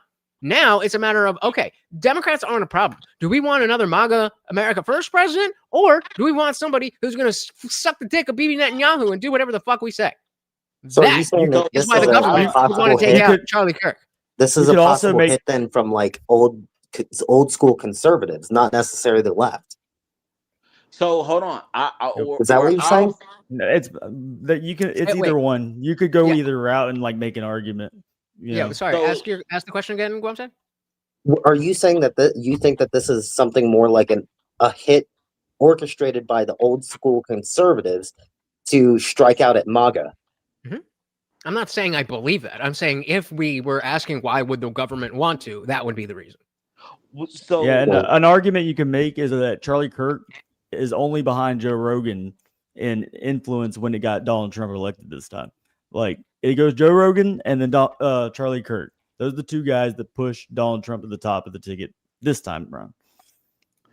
What? I don't know though, I like will because push like back what on- other? Sorry, you can go. So go I on was just second, then saying, Trey. like, what other like political commentator or debater have we ever seen? Have we seen this happen to recently? Like, it's always Who either else? been like an actual political figure, or it's been somebody who's been associated with political figures, like Epstein. Have we seen any online influencer type person get this much of the youth vote before? I give you that. Gotta get Yeah, him we live young. in a new world, man. What I was going to say is my pushback to that thought that they needed to kill him was the way that a lot of the right wing people that voted for Trump, or I guess MAGA people that voted for Trump, they were very, I would almost say, disillusioned by how he handled Epstein, that I thought that he was starting to lose a big grasp on the party. So I almost thought it would be non and void to kill Charlie Kirk at that point, unless Trump What the was fuck to. you saying? I think chill the fuck out, dude. What are you Well, saying? what do you think, CT? Why do you think that, or who do you think put the hit out on him? Like, what are your thoughts on that then? So Trey just said he observed that because of the Epstein situation, it would be non-avoidant to kill Charlie Kirk. Let's just stop at that He's saying that I understand the question you asked me pushes past that. Let's just stop at that question. You thought it would be non-avoidant. Are you kidding me? You thought there was no Make the argument. Don't just say, "Are you kidding me?" Why is that wrong? Look, do you think it's non-avoidant? I don't really understand what you're saying. That's why I'm asking you to explain it. Just give your argument. That statement says there's no other end goal other than to kill Charlie Kirk. I think what Trey was trying to say is we made the argument that the old school Republicans What do you mean, would what? want to kill Charlie Kirk From to what stop sound MAGA, what do you and he's saying MAGA was already going downhill. You don't need to kill Charlie Kirk because it was already getting less popular. Is that I think what that's you're saying? Trey's trying to. Oh, yeah, that's what Trey I said. heard non. All right, go ahead, Trey. Explain yourself. Yeah. Well, I said it would be non and void. Like it would be pointless to kill Null Charlie and void. Kirk because So it'd be the opposite, not void. Because so again, the way that MAGA reacted to the Epstein fumble that Trump had, we can all agree that was a fumble. The way that they reacted to that, it felt like Trump was losing his grasp. Mm-hmm. So if Charlie was the one person who was riding with Trump so hard, and Trump himself was already undoing the power that he had, killing Kirk would be pointless. No, because Trump only has a few years, and depending on what the actual circumstances of his change of position is, because remember, he was all about Epstein until something, which we don't know. And so depending on what that is, that might be enough to keep Trump in line to the GOP for the next 3 years, and then they don't have to worry about it. But Charlie Kirk was 31. And he was just fucking hitting his stride. And so the notion that finally we can get done with this MAGA shit and we get back to where we work with the Democrats and all that whole thing, the notion of that going back to the status quo, Charlie Kirk is a huge threat to that. Okay, so maybe I misheard when y'all were kind of like he was the hardest pusher for MAGA, whereas I assumed that he would basically stay behind the Trump train pretty much. So y'all are saying like he was going to push it to where there was going to always be I guess like a MAGA type president. Is that a lot of people were talking about Charlie Kirk maybe running for president one day, and he's definitely MAGA. Oh, I can 1000% see that. And I mean, it could have been 2 elections in what is it, 32? He could have been president in 32. the reason You don't see why the GOP wouldn't like that? Jumped on that was because the words I heard were non-avoidant, which made me think null and void. Null and void. Meaning it doesn't make sense to take out Charlie if Trump is already not being MAGA. I heard non-avoidant, so I was like, "What the fuck do you mean non-avoidant?" That's why I jumped at that was because it sounded absolutely crazy because you were like, "It has to happen." But yeah, null and void makes more sense. So, and I think the Republicans doing it is a little more likely than Democrats right now because they're so just unorganized at this point. Like none of them are. Like, when you say Democrats, doing it, yeah, I can see that. Like Democrats need to figure out what the fuck is going on with their like what the fuck are they gonna do? Hey, shout out to so weird. Welcome to the afterlife party. And again, guys, if you join that Discord, you get a free day pass to come and hang out in the after party. And it's just like this. You know, you don't have to cam up if you don't want to, but you definitely can. And we don't have to worry about YouTube censorship or any of that stuff. So hit that link. Anything? What you got for us, brother? Hey, I don't see the link. Can you drop it again? I don't see it. It's pinned to the top of the chat. Oh, okay. Andy, we can't hear you.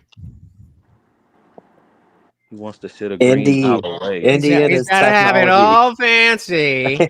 He wants to sit a green mile away. You're going to be there at the after party.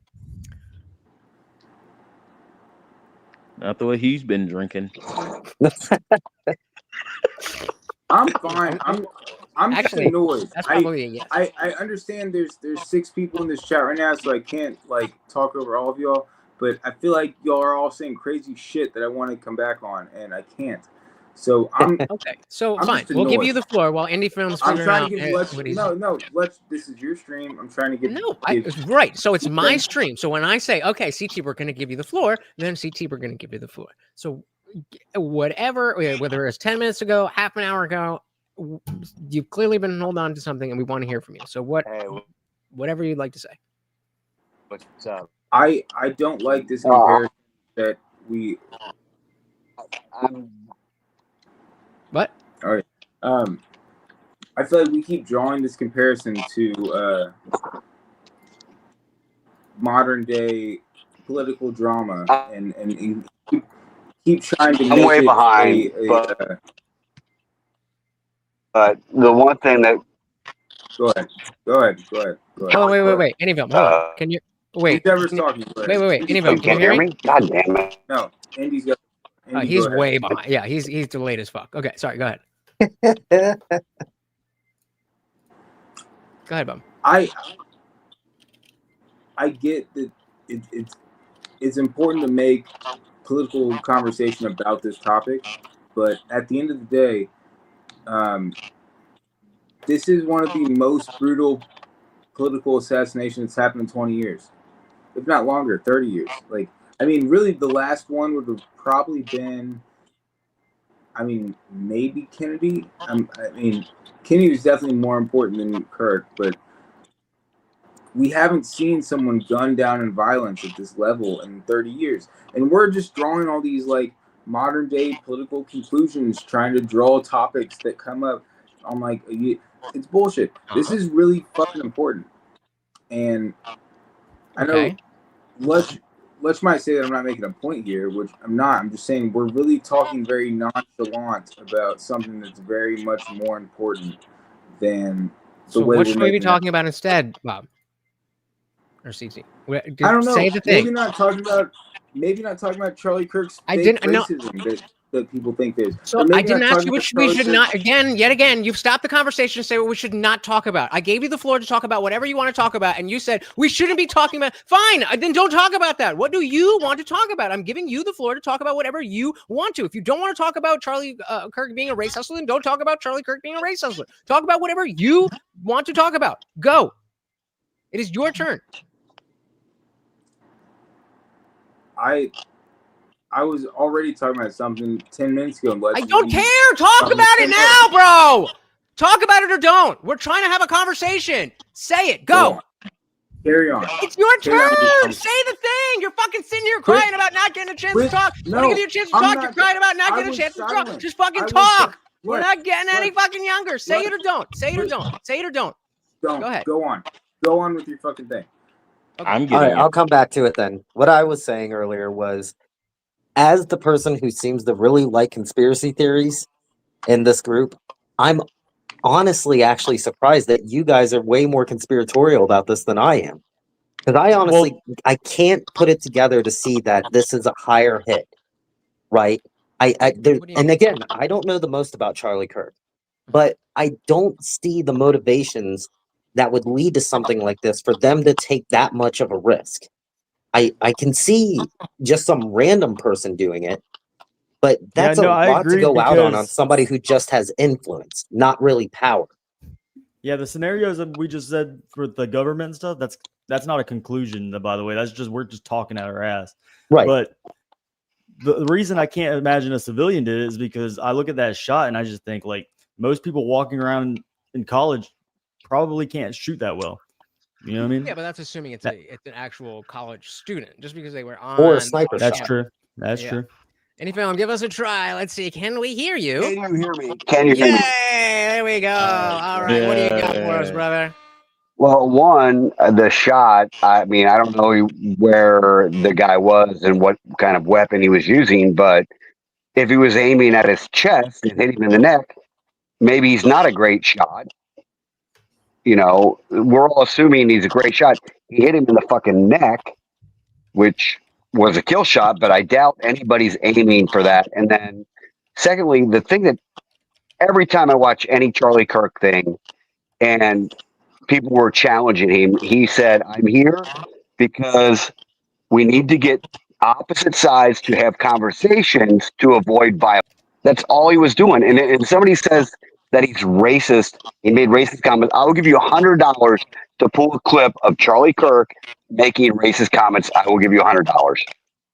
Not 1,000 because I can't afford it, but I'll give you $100 if you can say, There's plenty Yeah, of you can clips say- out there with Charlie's quoting like stats about the black community. So I'm pretty sure that's All right, what they're well, talking okay, is about. that racist? That's what we talked about earlier. we're We don't not gonna know. beat this dead horse. Going back to it.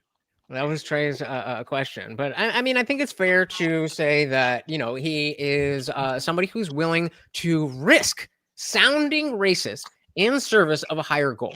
And again, that brings me back to: would you prefer that somebody, again, Charlie Kirk is dead, so the next person is going to take that spot? Would you prefer that person is more sensitive to your feelings about the words and not so focused on actually improving your situation, or would you rather them not really care if you get offended about what they say, but your life actually gets better? I know I would choose the latter. I'll take the middle ground like I always do on that. What even is the middle ground? The middle ground would be tell the stats, but end it with empathy and have some solid fucking things that they can do. Well, I think that if you handle Instead it like of that, then only people just telling people don't stats. take you as seriously. What do you mean? You know, by you that? got to be Yep. blunt. You got to say what you're trying to say. And I think that like it's pretty obvious when someone's being racist and when someone's trying to make a point about the community. But it's And also just as obvious there's to a hear line somebody there. who's only saying stats to be right and not actually having a solution to the problem. But I think Charlie did have a solution. But he never really talked about it. Let's say that he didn't. Let's say that he didn't.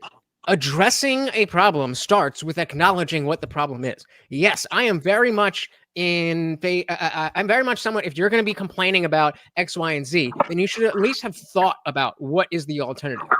But just like I talk about, religion not being the best thing for humanity's spirituality and morality, that I just don't know what the next thing is yet. There is room to be able to say that is clearly wrong. I don't know exactly what the right answer is, but that is clearly wrong. No? Are you asking if we agree? Clearly with that? wrong. It's That's clearly fine. wrong that most of, specifically bringing it back to race, it is objectively wrong that millions and millions and millions of black babies or rather, more black babies are killed than are born. And I think that's New York City or maybe the whole nation. Either way, the stat fits. That is a bad thing. That is not good for Americans. That's not good for black people. That's not good for the individual mothers. That's not good for the individual babies that are dying. Right, and you didn't give a solution yet, and you're still not racist. Right. Exactly. I mean, well, no, my solution would be close your fucking legs, and if you get pregnant, have the fucking baby. But even if I hadn't said that, I could still address that problem is a problem. And I'm not even saying either on my side of that you have to always have a solution. I just say strive for it. Fair enough. Can we agree now, finally, that it's the left that is more violent than the right? So fuck no, man. Absolutely. No, man. They're just defending themselves. Guam, explain your fucking self. Explain that. Being facetious. That's my explanation. Guam said they just assassinated a political pundit in front of a university crowd. I'm being facetious. It's dark in here, so you may not be able to see my smile. I'm not being serious. Oh, you're so dark. I can't see you. Not as dark as Trey. Yeah, Trey's very dark right now. Hey, Trey, smile so I can see you. Oh, wait. Oh, never mind. And actually, got him! Am I a racist slur now? Yes, Charlie Kirk died today. Unfortunately, he was shot at a Utah Valley University event. It was right near the start.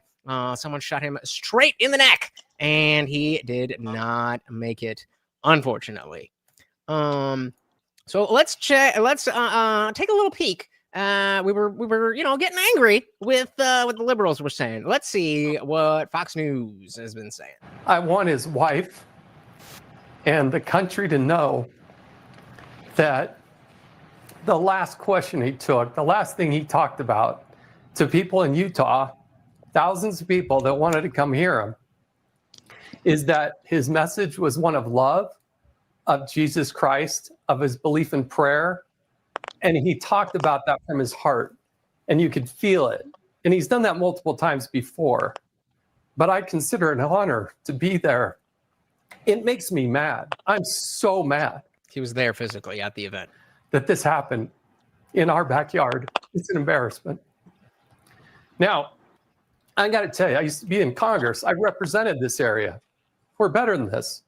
But there's somebody out there who's evil. Absolute, total, complete evil. And they need to be taken down. Our law enforcement, I love them. They got to do a better job. There is no communication. You have 100,000 students between BYU and the University of Utah. They say somebody's in custody, then they say, oh, well, it's not the shooter. Right now, police are still pouring in. It's almost 3 hours later. They got to communicate. This is fair. With this. Is there a shooter that's still out there? And if so, what are we going to do to catch this evil person and make sure that he receives justice? That's what we're feeling in this community right now. Justice. But his message of love of God, of Jesus Christ, is one that I hope is part of his lasting legacy. And you guys, again, know that that's not a big thing with me, but following up with what was just what the fuck just happened? I don't even know where that was coming from. Anyway, so what would we want to be like? How what would be the best thing from here? Obviously, this is a tragedy, but how would this play out in a way that feels like there's some closure, like we got some kind of justice? I don't know, man, because if the government comes out and tells me they caught the shooter and everything, I might not even believe them. Well, and Waco Mine saying they already got the guy, but unfortunately, that guy was not the guy. Yeah. They saw another guy on the roof and arrested that guy, and that's the second guy that it was. I mean, look at the Trump's assassination. They arrested that guy, and there's so much controversy with that. Like, nobody believes any of that shit they told us. So it's gonna be hard to feel justice. One thing that's gonna happen, I don't know. She was on Temple's show. Her Instagram is something like not so the heavies. Yeah. And she had she put a video out. I just saw like a short clip of it But honestly, and she was like you should not be celebrating this. Really? I think honestly, it's going to move more people to the right. Yep. If it does anything, it's going to move more people to the right. Be like, I don't want to be a part of this. This is not what I signed up for. This is not my liberal ideas. And, you know, this is not what I'm in for. And I think it's going to move more people to the right. I agree.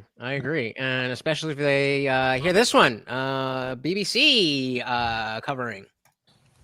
It is a really shocking moment, you know, and I was thinking, you know, I've never shared a Trump post in my life. I will contemplate sharing this one. But what I will say with a caveat, he wasn't admired and loved by all. So that's an exaggeration, but the truth is it doesn't matter. Then why the fuck did you say it? I'm just going to throw in there that not everybody in the world liked this person. Oh, you mean like everyone in the world? Why? I completely agree that a lot of people who are maybe in the middle, maybe even fucking all in for Kamala, when you see shit like that and be like, whoa, what are we doing here? To shoot her some bail, if it's the same clip I think I saw earlier, the lady was like, why would people do this to such a beloved figure? So I think that's why she put that in there. If it's the same clip I seen earlier, the lady who asked her the question was like, why would they do that to such a beloved figure? That's the only bail I would be willing to give her. Drake, I mean, why are you defending this person?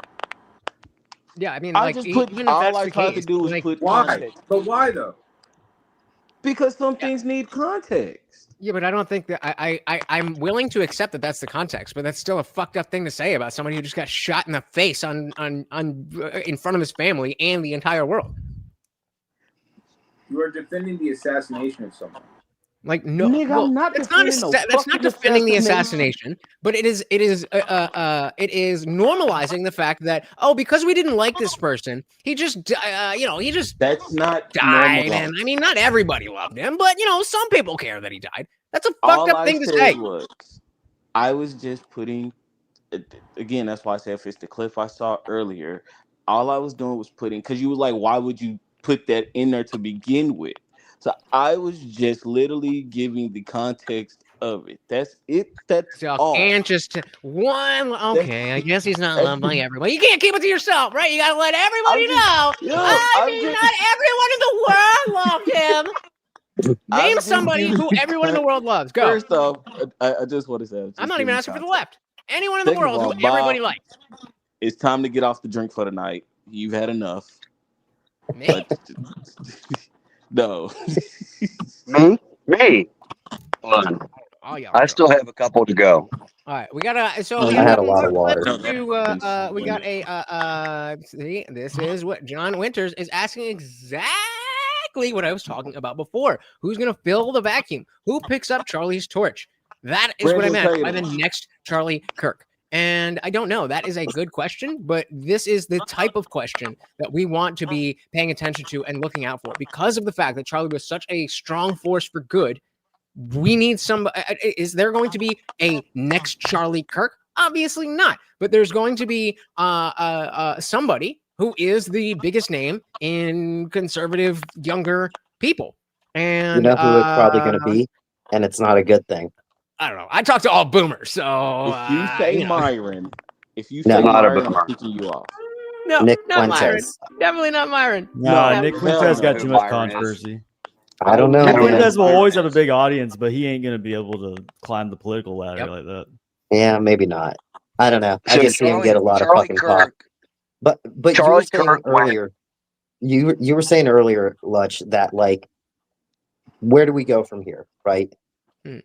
Yeah, I wanted to say something about that too. The hardest part about this is that I'm thinking of it in three different ways. So we have the right, we have the MAGA middle, and we have the fucking crazy left. Okay. So the right, they need to fucking calm down and not do anything stupid. MAGA needs to keep doing what the fuck they're doing and having the conversations and trying to keep their fucking cool. And the left, they need to split the fuck off. They need to stop having the liberals joining the left. They need to have more David Packmans, more Anna Kasparians, more well, David Packman, but Anna More Anna Kasparians, Kasparian. who are recognizing who the fuck these crazy people are and getting rid of them. And the more that they do that, the more respect that they can get. And then they can actually have a fucking fighting chance at talking to the everyman again and maybe move things in their direction. But I'm just, man, I've been seeing so much on both sides just Yeah, so I got a hot take and about this extreming because that it's going to be not exactly what I'm saying. And I'm worried about that. earlier Guam Tech said he thinks that this is going to move people to the right.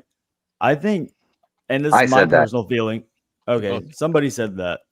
And my personal feelings is it's going to go the opposite way because I think the right, like I'm pissed. And a lot of people are like me. And everyone's like, we need to chill out. And actually, I think we need to step up. Like we've let these people just kind of riot and do all these things. And we're trying to play the nice guy and meet him in the middle. I think it's about time to stop trying to meet him in the middle. And Fair he's right. point. That's So going what to does that mean, lead though? to like, right. I don't know. We're going to do Because something stupid. I was just having this conversation with Liberty Plus TV on X, which is the absolute worst place to try to have a conversation. Download TikTok when you can because it's infinitely better. Anyway, but saying, "Oh, we need to fight back. We can't be on our knees and stick our head in the sand." Like I never said anything close to that. What I said specifically was that we should not be doing the same thing, enacting political violence. And so I specifically asked Liberty Plus TV, so what exactly is it that you are proposing? Should I be going out on the streets and asking if you're a liberal and shooting people down? No. So then But I do think that we need to quit putting up with the ideology of the extreme left. Like we don't need to even entertain it anymore. That's what I would say. What does that mean? So fine, let's say I'm the leftist and I happen to be, you just joined this panel and there's not many leftists. We got a couple liberals around here. Let's say a liberal joins and they start talking about, your least favorite, most triggering liberal talking point. What is not accepting? What does that actually entail? What do you do there? So I don't know what all you guys think, but like for me, it's abortion. I think abortion is completely immoral. Like I think we should ban it all the way across the board. So then let's say I'm the leftist that not only says safe, legal, and rare, but hey, let's all do the abortion dance. What is not letting me do that? What does that mean? 1 month ago, I would have met you in the middle and we'd had a conversation about, maybe there's a time frame. I'm to the point where like that conversation's done. You guys have been so aggressive. Like I don't care what you think. I don't care about meeting liberals so much in the middle anymore because we've been trying to do that forever and they're not meeting us back. Mm-hmm. You see what I'm saying? Mm-hmm. So absolutely. So we should, and the hot take, Donald Trump's in charge and we have the House and we have the Senate. We should ban abortion, do what we need to do. And it's going to piss off half the nation, but like. So when you say not let them. It's kind of authoritarian what I'm saying, but. Yeah, but like, how do you think that happens? For Donald it's a good idea, but I'm asking for like actionable steps. And you kind of just are saying, I'm not super educated in how those steps would go within the government. I'm saying Donald Trump and the senators need to push that through and piss off everyone else. And they will have riots. They'll say Donald Trump's a dictator, but we need to do it and just let people be mad. What does that mean, Liberty? What does zero tolerance mean? So fine, you're not tolerating something. So then it happens, and then what? What do you put mean? it into the law. Like he needs that's what I'm trying to say. 40 vote in the Senate, and then he needs a 60-40 vote in the House. Do you think he can get that? I just told you I'm not super educated. I'm saying if he can get it, right now is the best shot I've ever seen. Right? Yeah, but doesn't that shit all move so slow? Like the whole reason Charlie Kirk got assassinated is because they're trying to send a message, right? And now that people are trying, and I don't necessarily disagree that we do need to turn up the volume a little bit, but when is too much too much? And what does that also mean? Like Lech was saying, does that mean that if somebody is a liberal and they're speaking out of college, we should have people banging down the fucking doors? Probably not. Yeah. But where does it stop? Because we're already in this situation because conservatives and centrists have decided to speak up and stand their ground. But where do we go from there? Well, so Charlie Kirk was one of the guys leading, going and having conversations and trying to find a solution, and look where it got him. So, like, what I'm trying to say is people on the right, I think, are tired of trying to find a solution that makes everybody happy. And I think that a lot of us just want to fucking do what we're going to do, and we're not going to try to, like, make them happy. And they're going to leave the nation. They're going to riot. They're going to do something. I don't know. But it's going to be bad. And then, like we said, they're not going to go to the right. There's going to be a lot of people moving to the left to oppose it. And So, I think everything that you're saying is fair. Everybody up here, real quick, check the private chat, please. And I think what you're saying is fair. But the issue is that when that's a good idea, but in practice, it's not really something that we can do. Like Liberty is saying zero tolerance. Like, what does that? So again, I will ask you what I asked you on Twitter. So does that mean when somebody, when you meet somebody who says my kid is trans, that you shoot them? That's zero tolerance. no. So what exactly does that mean? What if I want to get on board with? Let's say I'm completely on board with what you want. How do I do that? And if you can't answer that, that's totally fair. But then maybe, as Trey was talking about when he first got up here, maybe the extreme rhetoric is not a good idea. Right. Let me give it a shot. So you said, what, my kid is trans. How do I go about this? I put it into law where doctors are not allowed to operate on your kid, give him medicine for trans stuff. Like, you can say your kid's trans all you want, but like, as the government, we don't enable that. You know what I'm saying? So I'm not saying that they can't walk around and say their ridiculous stuff, that they have the free speech to say ridiculous stuff, but like, we shouldn't be, we shouldn't be helping them do it by like having abortion centers, or, California had that thing where they gave everybody clean needles. That's the most blatant. If it's not complicated, then just fucking say it. And Hypnosis is doing a good job. And I agree with all those things. However, So I feel, can I- and this is the first time we're talking, so maybe, we don't know each other, but I've already been doing that, and I know everybody else here has also been standing for those things, voting for those things. And so the notion of, oh, now we need to do something different, and then you say, do the thing that we've been doing already, that's where my confusion is. Yeah, so I'm kind of saying that we should, I don't want to say we should stop doing like the democratic process that's always been done, but like, I don't know, man. I'm going to tell you right now. I don't know. So I don't know is always a fair answer. Okay, go ahead. So if what I'm understanding is you're saying more so, fuck them, we're going to implement what we think is right for the country. Right. I think they've lost their right for me to care what they think. Okay, cool. My question to you would be, don't you think that'll make things worse? Because if they're willing to kill someone over words, if we're going off that this is a liberal, we're going to go with the status quo right now that a liberal did this. Do you not feel like that can make things worse and just kind of send our country into all-out chaos because of it's basically fuck you, we're going to do what we want as a political party? It will make it worse, and that's what I'm trying to say is like, what I know it'll make it worse, but that is how we are all feeling. So like, kind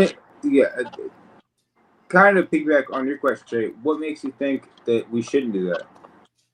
What makes you think that your party deserves better after they just assassinated a person that was trying to dictate free speech? We don't know that, but they've done a lot of shitty shit. So let's stick with what they have done. So Trey, why do they deserve that based on everything that we know they have done? Well, my only question was because, like I said, if they're willing to shoot someone over words, what do you think is they're willing to take it if they feel like their whole political process is snatched away from them? They just did it today. So again, wait, CT, what did you say? Was that you, CT? I think to Trey's question, he was saying if they are willing to kill someone over words, what makes you think they won't do something worse? And I just said they just did it today. So I was kind of someone did it today. And I'm right there with you in terms of the wanting to point and blame, but we don't know yet. We don't know who they or he or she or whatever is. We don't know. And so that is where I think we need to, if it is the case that this is a false flag and they want to get all the people who are fans or supporters or whatever of Charlie Kirk up in a rage, well, they're doing a good job. Because I mean, I'm certainly emotional over this, but I'm trying to take a step back and look at the rational and intellectual aspect of, okay, how does this change the landscape? What do we do? Like, put my emotions aside. And it seems like other people are willing to just be like, well, the left just goes on emotion, so we're going to do it too. And I don't see how that helps anybody except the left. So okay, back to my question. You understand that it's going to get worse, that it could, start riots and stuff.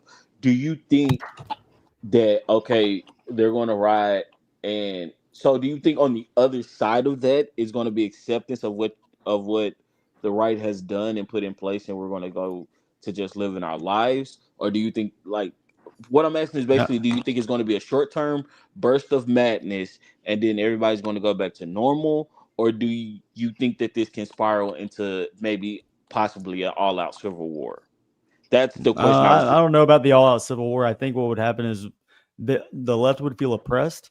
They would riot, and we would arrest them. In my world, when they riot, you put them in jail, and then that stops them from rioting.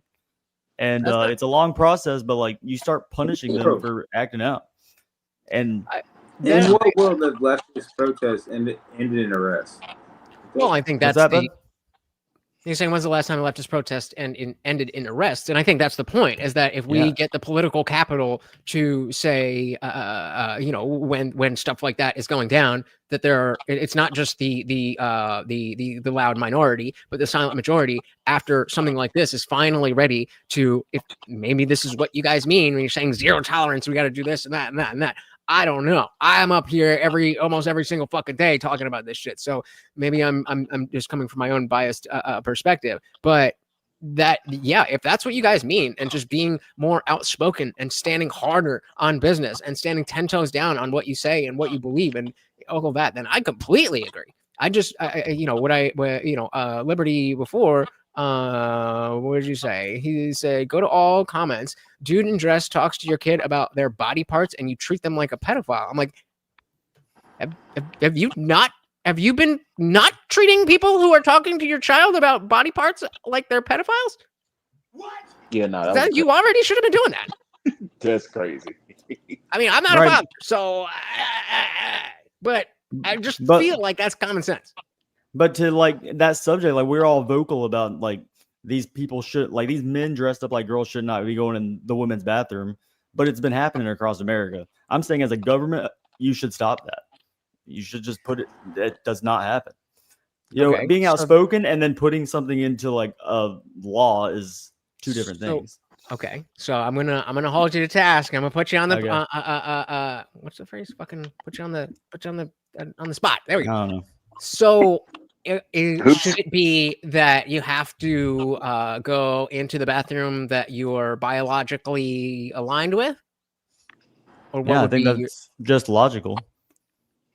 It seems logical, but do you think that would be good for Buck? Are you familiar with Buck Angel? No. Buck Angel it's a trans female who became like a buff dude and does porn with a giant fucking dick. And Blair White, who is a man, but is very clearly passing. Right. So I get your question already. In my world, those people wouldn't be able to transition, so they wouldn't exist to do that. You know what I'm saying? Well, so yeah, you're right. They've already transitioned, so we have an issue, but like, we shouldn't have ever let that get to this point. Fair enough. I mean, I personally disagree, because I'm more libertarian in that, but it's totally fair. No, totally fair. Like I said a month ago, I probably wouldn't be saying the things I'm saying. But like, we're to the point, you kind of got to be a little brash to, get your shit done.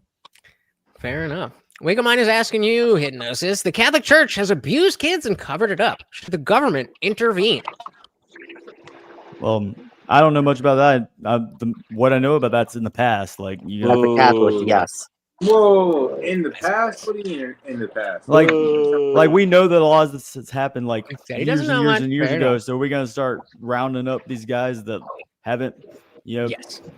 I mean, if you could Yep. do that, I would be down Let's for it. go But get like, Father is Maurice that right could now. you do that? Yeah, they have it well documented. Oh, this guy needs to, but that's a whole other conversation. Yeah, if they have it well documented, I mean, I'd be down to round them all up and put them in prison. Yeah, let's go get Father Maurice right I just now. didn't know Let's if, like, go. he's I think we saying can all in the agree past on that. The pedo priests under the jail. Dilly to that. All right, As a guys. So I Catholic, think it is or as a time. former Catholic, Go ahead. I'll agree. Yes. Catholic priests are abusing people. Yes. And it goes the same way. It's like if you don't do anything about it, then you get more of it. If you don't do anything about violence, you get more of it.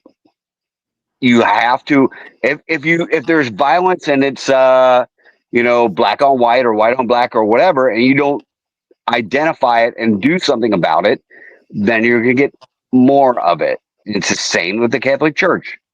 If you don't do something about it, you're gonna get more of it. I mean, there's also the whole idea of taking men and whatever. It's a whole other thing. But fair enough. Yeah, I completely agree. So I think we've hit on a lot of different points here. Let's fucking show you guys just a little bit more. One more MSNBC clip, 48 seconds, less thoughts, and then it's time for the after party, guys. Again, Hidden Gnosis already joined the Discord from the link. So he now has access to the after party for the entire day. Maybe if I like him forever, we'll see. But you also can get that pass. Just click the link. It's free to join, and you can hang out in the after party with us. And if you like it, sign up as a member. If you don't, then it's free. Who gives a shit? Either way, do it. People are really upset, and they start lashing out online, and they start blaming others for what led up to this. I mean, we see it when Democrats are targeted. We see it when Republicans are targeted. And When are Democrats targeted? Never. Helena Luna, who's a representative from Florida, has put this out on the Democrats. She's blaming the rhetoric the Democrats use calling Republicans fascist. She's saying you are the hate. If you're in the academic field and you see this sort of stuff bubbling up online, how worried do you get about somebody taking up the cause of Charlie Kirk? And lashing out on somebody who's seen as a Democrat or somebody who is a Democrat. People are really. How do you take up the issue, not the person, the issue of Charlie Kirk? This is a fucking game to these people. This is sports betting. Not even sports. It's sports betting. Because, it really fucking matters, but I don't really actually care about what's happening. I just want to fucking win. Or like sports rigging. Do you remember when the Twin Towers went down and the left was like, oh, well, this might be, people might go after Muslims because, we have to be careful not to go after Muslims because of this. It's like, it's the same fucking thing. Yes, we should look at leftists. We should look at Muslims, and we should be worried because that's the people that want to do this shit and kill people. We're not assuming. They say it. They're fucking doing it. Why are we acting like, okay, well, it's not every crazy leftist. It's not every. I mean, we should be aware of this shit. All we do is get ourselves deeper and deeper and deeper in because we're trying to be nice. We're trying to be open-minded or whatever. And instead, we're getting fucking people killing us, killing other people. We just have to go with the facts. Here's the facts. This is what happens. Okay, let's try to work on the facts. And we're not allowed to do that because it might be racist or it might be whatever. It might be whatever. We have to deal with facts. And I don't know why we don't do that, but we need to deal with the facts of the issue. And the left has always been, if you go to communist China and communist USSR, it's the left that has always been the ones that are quick to kill their rivals, you know, Cuba, Russia, Soviet Russia, China. It is the left that is doing this shit.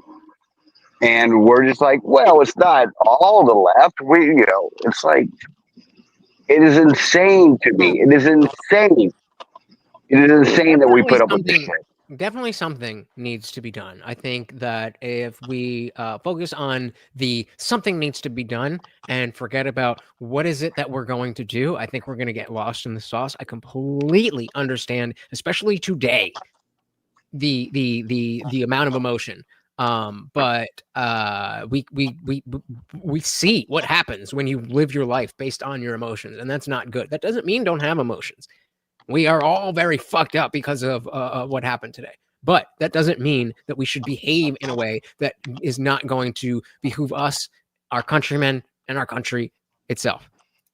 So let's go around, and I will give everybody the last word. We'll go in order. Trey, you came up first, so you are up. Final words for the people. What do you got for them? I don't have too much, man. Just live life to the fullest. It can end at any time. Again, rest in peace to Charlie Kirk. May the Lord rest his soul.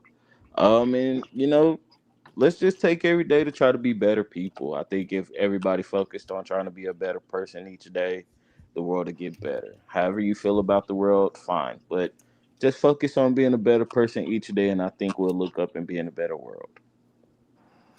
Word up, word up. Well, thank you so very much for coming up here. I know you were getting double, triple teamed and stuff, but we know you can hold your own. And of course, that we love you. So hopefully we'll see you in the after party. If not, it was a pleasure chatting with you, brother. Oh, Thank yeah, you. absolutely, man. Love y'all boys.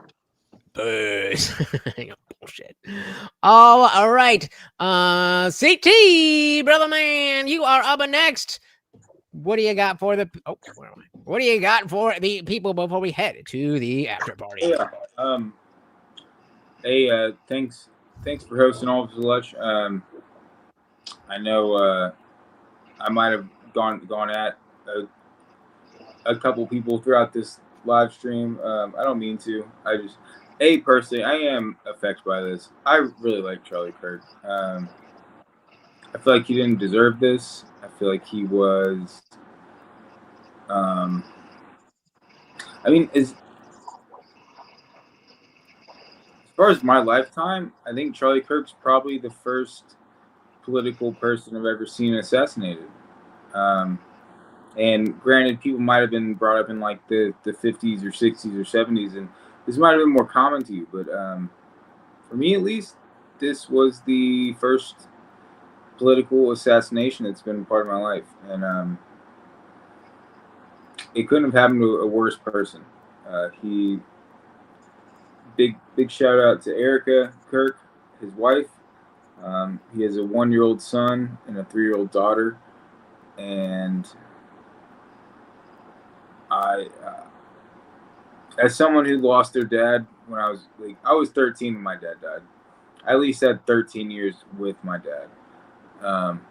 But that 1-year-old and 3-year-old won't get that. So I hope they're okay. I'll be the first person to say growing up without your dad will fuck you up. And I hope they have enough of a support system in their life to make it work. But thanks for having us on. I will say, if you want to continue the conversation, go to the Discord, go to the after party.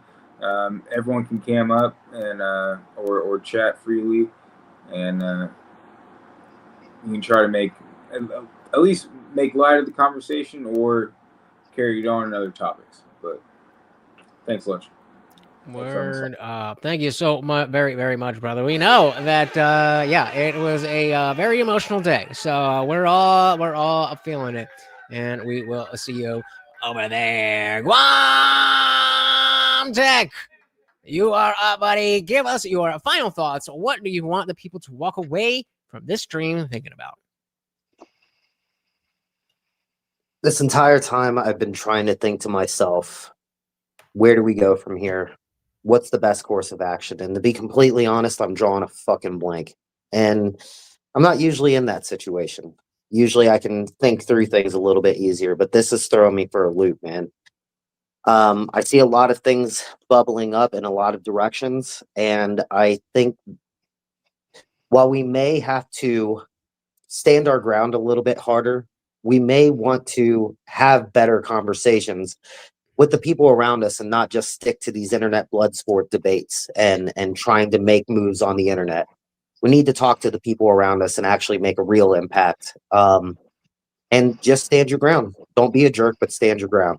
And I hope that everybody would be able to move forward with this and remember that not very many good things ever happen when you're acting in emotion. So try to be logical about where you're going with this and don't fall into the trap. Well said, sir. Well said. Thank you so very, very much. Now, we had a little bit of the issues before, but yeah, came in loud and clear and added some great stuff. Very much appreciated. If you got family stuff, totally cool, but hopefully we will see you in the after party. Have a good one, brother. All right, Hypnosis, you are up next. If you got a channel, anything else you want to shout out, the floor, sir, is yours. Yeah, man. I just want to say I appreciate you letting me come on here and hang out and join the chat. I'm just emotional right now too. I feel for Charlie and his family. I feel for his movement. Like, Charlie worked hard for years and years and years to put that together and make it what it was, and he got punished for it. I mean, they killed him for it. And as somebody on the right, I feel emotional. I agree with what the last guy just said, where we should probably try to think logical, but I feel like we've been trying to do that for a long time, and I'm just over it. So yeah, I'm a little extreme right now. I do feel like we need to do something. I just don't know what it is. So that's how I feel about it. And God, pray for Charlie's family. Hell yeah, man. I think a lot of people feel the same way. And I gave you the perms for the after party. So up to you. But we are in the Let Us Speak channel. I just joined it myself so you can see where I am. And hopefully we will see you out there. Either way, it was great having you up here. Hopefully you won't make yourself a stranger. And thank you again for hanging out. Peace out, brother. It's me and you, Andy. It's me and you. So you got the least amount of time. So I'm going to give you the most amount of time. Which means I got to take a piss.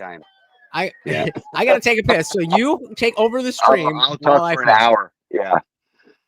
No, Charlie's whole thing was trying to bring people together and have conversations about what they disagreed on and pulling them together and not being hateful towards each other. And that was his whole thing. Have conversations. Let's find, ground that we agree on, ground we don't agree on, but we don't hate each other. We're not trying to kill each other. And that was his whole thing that Charlie Kirk was trying to do. And instead, he got killed for it. So I don't know what else to say about that. But yeah, there's not too much else to say, right? I mean, I think at this point, until we maybe find out some more information, that's as far as we can go, and just come together as bros and fucking deal with this. It's not an easy thing. I think we're all emotional and we all deal with death in different ways, and we all at a different level of connection. And so it's tough. It's tough, but I appreciate all you guys that came up, and you guys know I'm not the news guy, so I was very, very worried that sneak peek for whatever 2 days is from now. We are going to be covering that SSRI thing with Tucker. I was going to do that today and maybe just do like a little thing, but we had to do the whole. It's Charlie, man. We had to do it. So any film, I am sure I will see you over in the after party. It was very, very good to see you again, brother. Thank you, sir. Until then, I will see you then. Peace. All right, guys. All right. Did I miss anything big from the chat? Let us see. Shout out to Joking Atheist. I like that name. I like that name. Definitely, if you're new here and you have not subscribed, I don't know what the fuck you doing. Clearly, I know how to do this shit. Right. Exactly. Oroku Saki, another new person. Glad to have you. So the solution is one culture, an American culture that wants to serve each other and make everyone's lives better. Have I not been talking about that since the very, very beginning? That is precisely what we need, a shared culture. And that culture can't be Christianity, unfortunately, because of how Christianity has worked in our society and our world so far. But if we have the American identity, the American culture, we can survive. Well said. Jokingly said, cultural alignment is impossible when you import foreigners who do not share your values. Key phrase being, do not share your values. The values are what matter. John Winters said, the First Amendment is obviously under attack. Enjoy your freedom while you have it. Not have anything to do with it, but we will see. We will see. Wake Mind said, empathy is humanity's only hope. I completely agree with that. Coexistence is the ultimate goal. Unfortunately, people are different, and we still got to get along. So big shout out to all of the donations. Shout out to Dixon. We had Dr. Evil Genius. We had Adam. Red Edna 5. We had Funk Master General with the 10 gifted memberships. Our boy Adam again with the $5. We had TV Viewerski with the $10 PayPal. KFT coming in hot. We had Indie Film. And our new friend and sponsor of the stream, Hidden Gnosis. Guys, thank you so very, very much for hanging out and being part of this. This went way better than I thought it was going to go. I really do appreciate it. And again, if you guys are new here, I am live every Monday, Wednesday, Friday, 8 p.m. Eastern, and sometimes whenever I feel like it. Tomorrow, I did a whole thing with Andrew Wilson that modern day debate is chopping up into pieces, and me and one of the other participants are going to be going through all of that. And yeah, I've been dropping 2 posts every single day. So a video and a stream, or 2 videos every single day. Hit that subscribe, ring the bell. You know, YouTube is terrible with those notifications, so do the damn thing. And of course, you will see me again tomorrow, but always Monday, Wednesday, Friday, 8 p.m. Eastern. Once again, guys, that is Morty, and I have been your host, Lech, aka the Indian Jesus, here to resurrect the second coming of common sense. Until next time, guys, we are out of here. R.I.P. the legend, Charlie Kirk.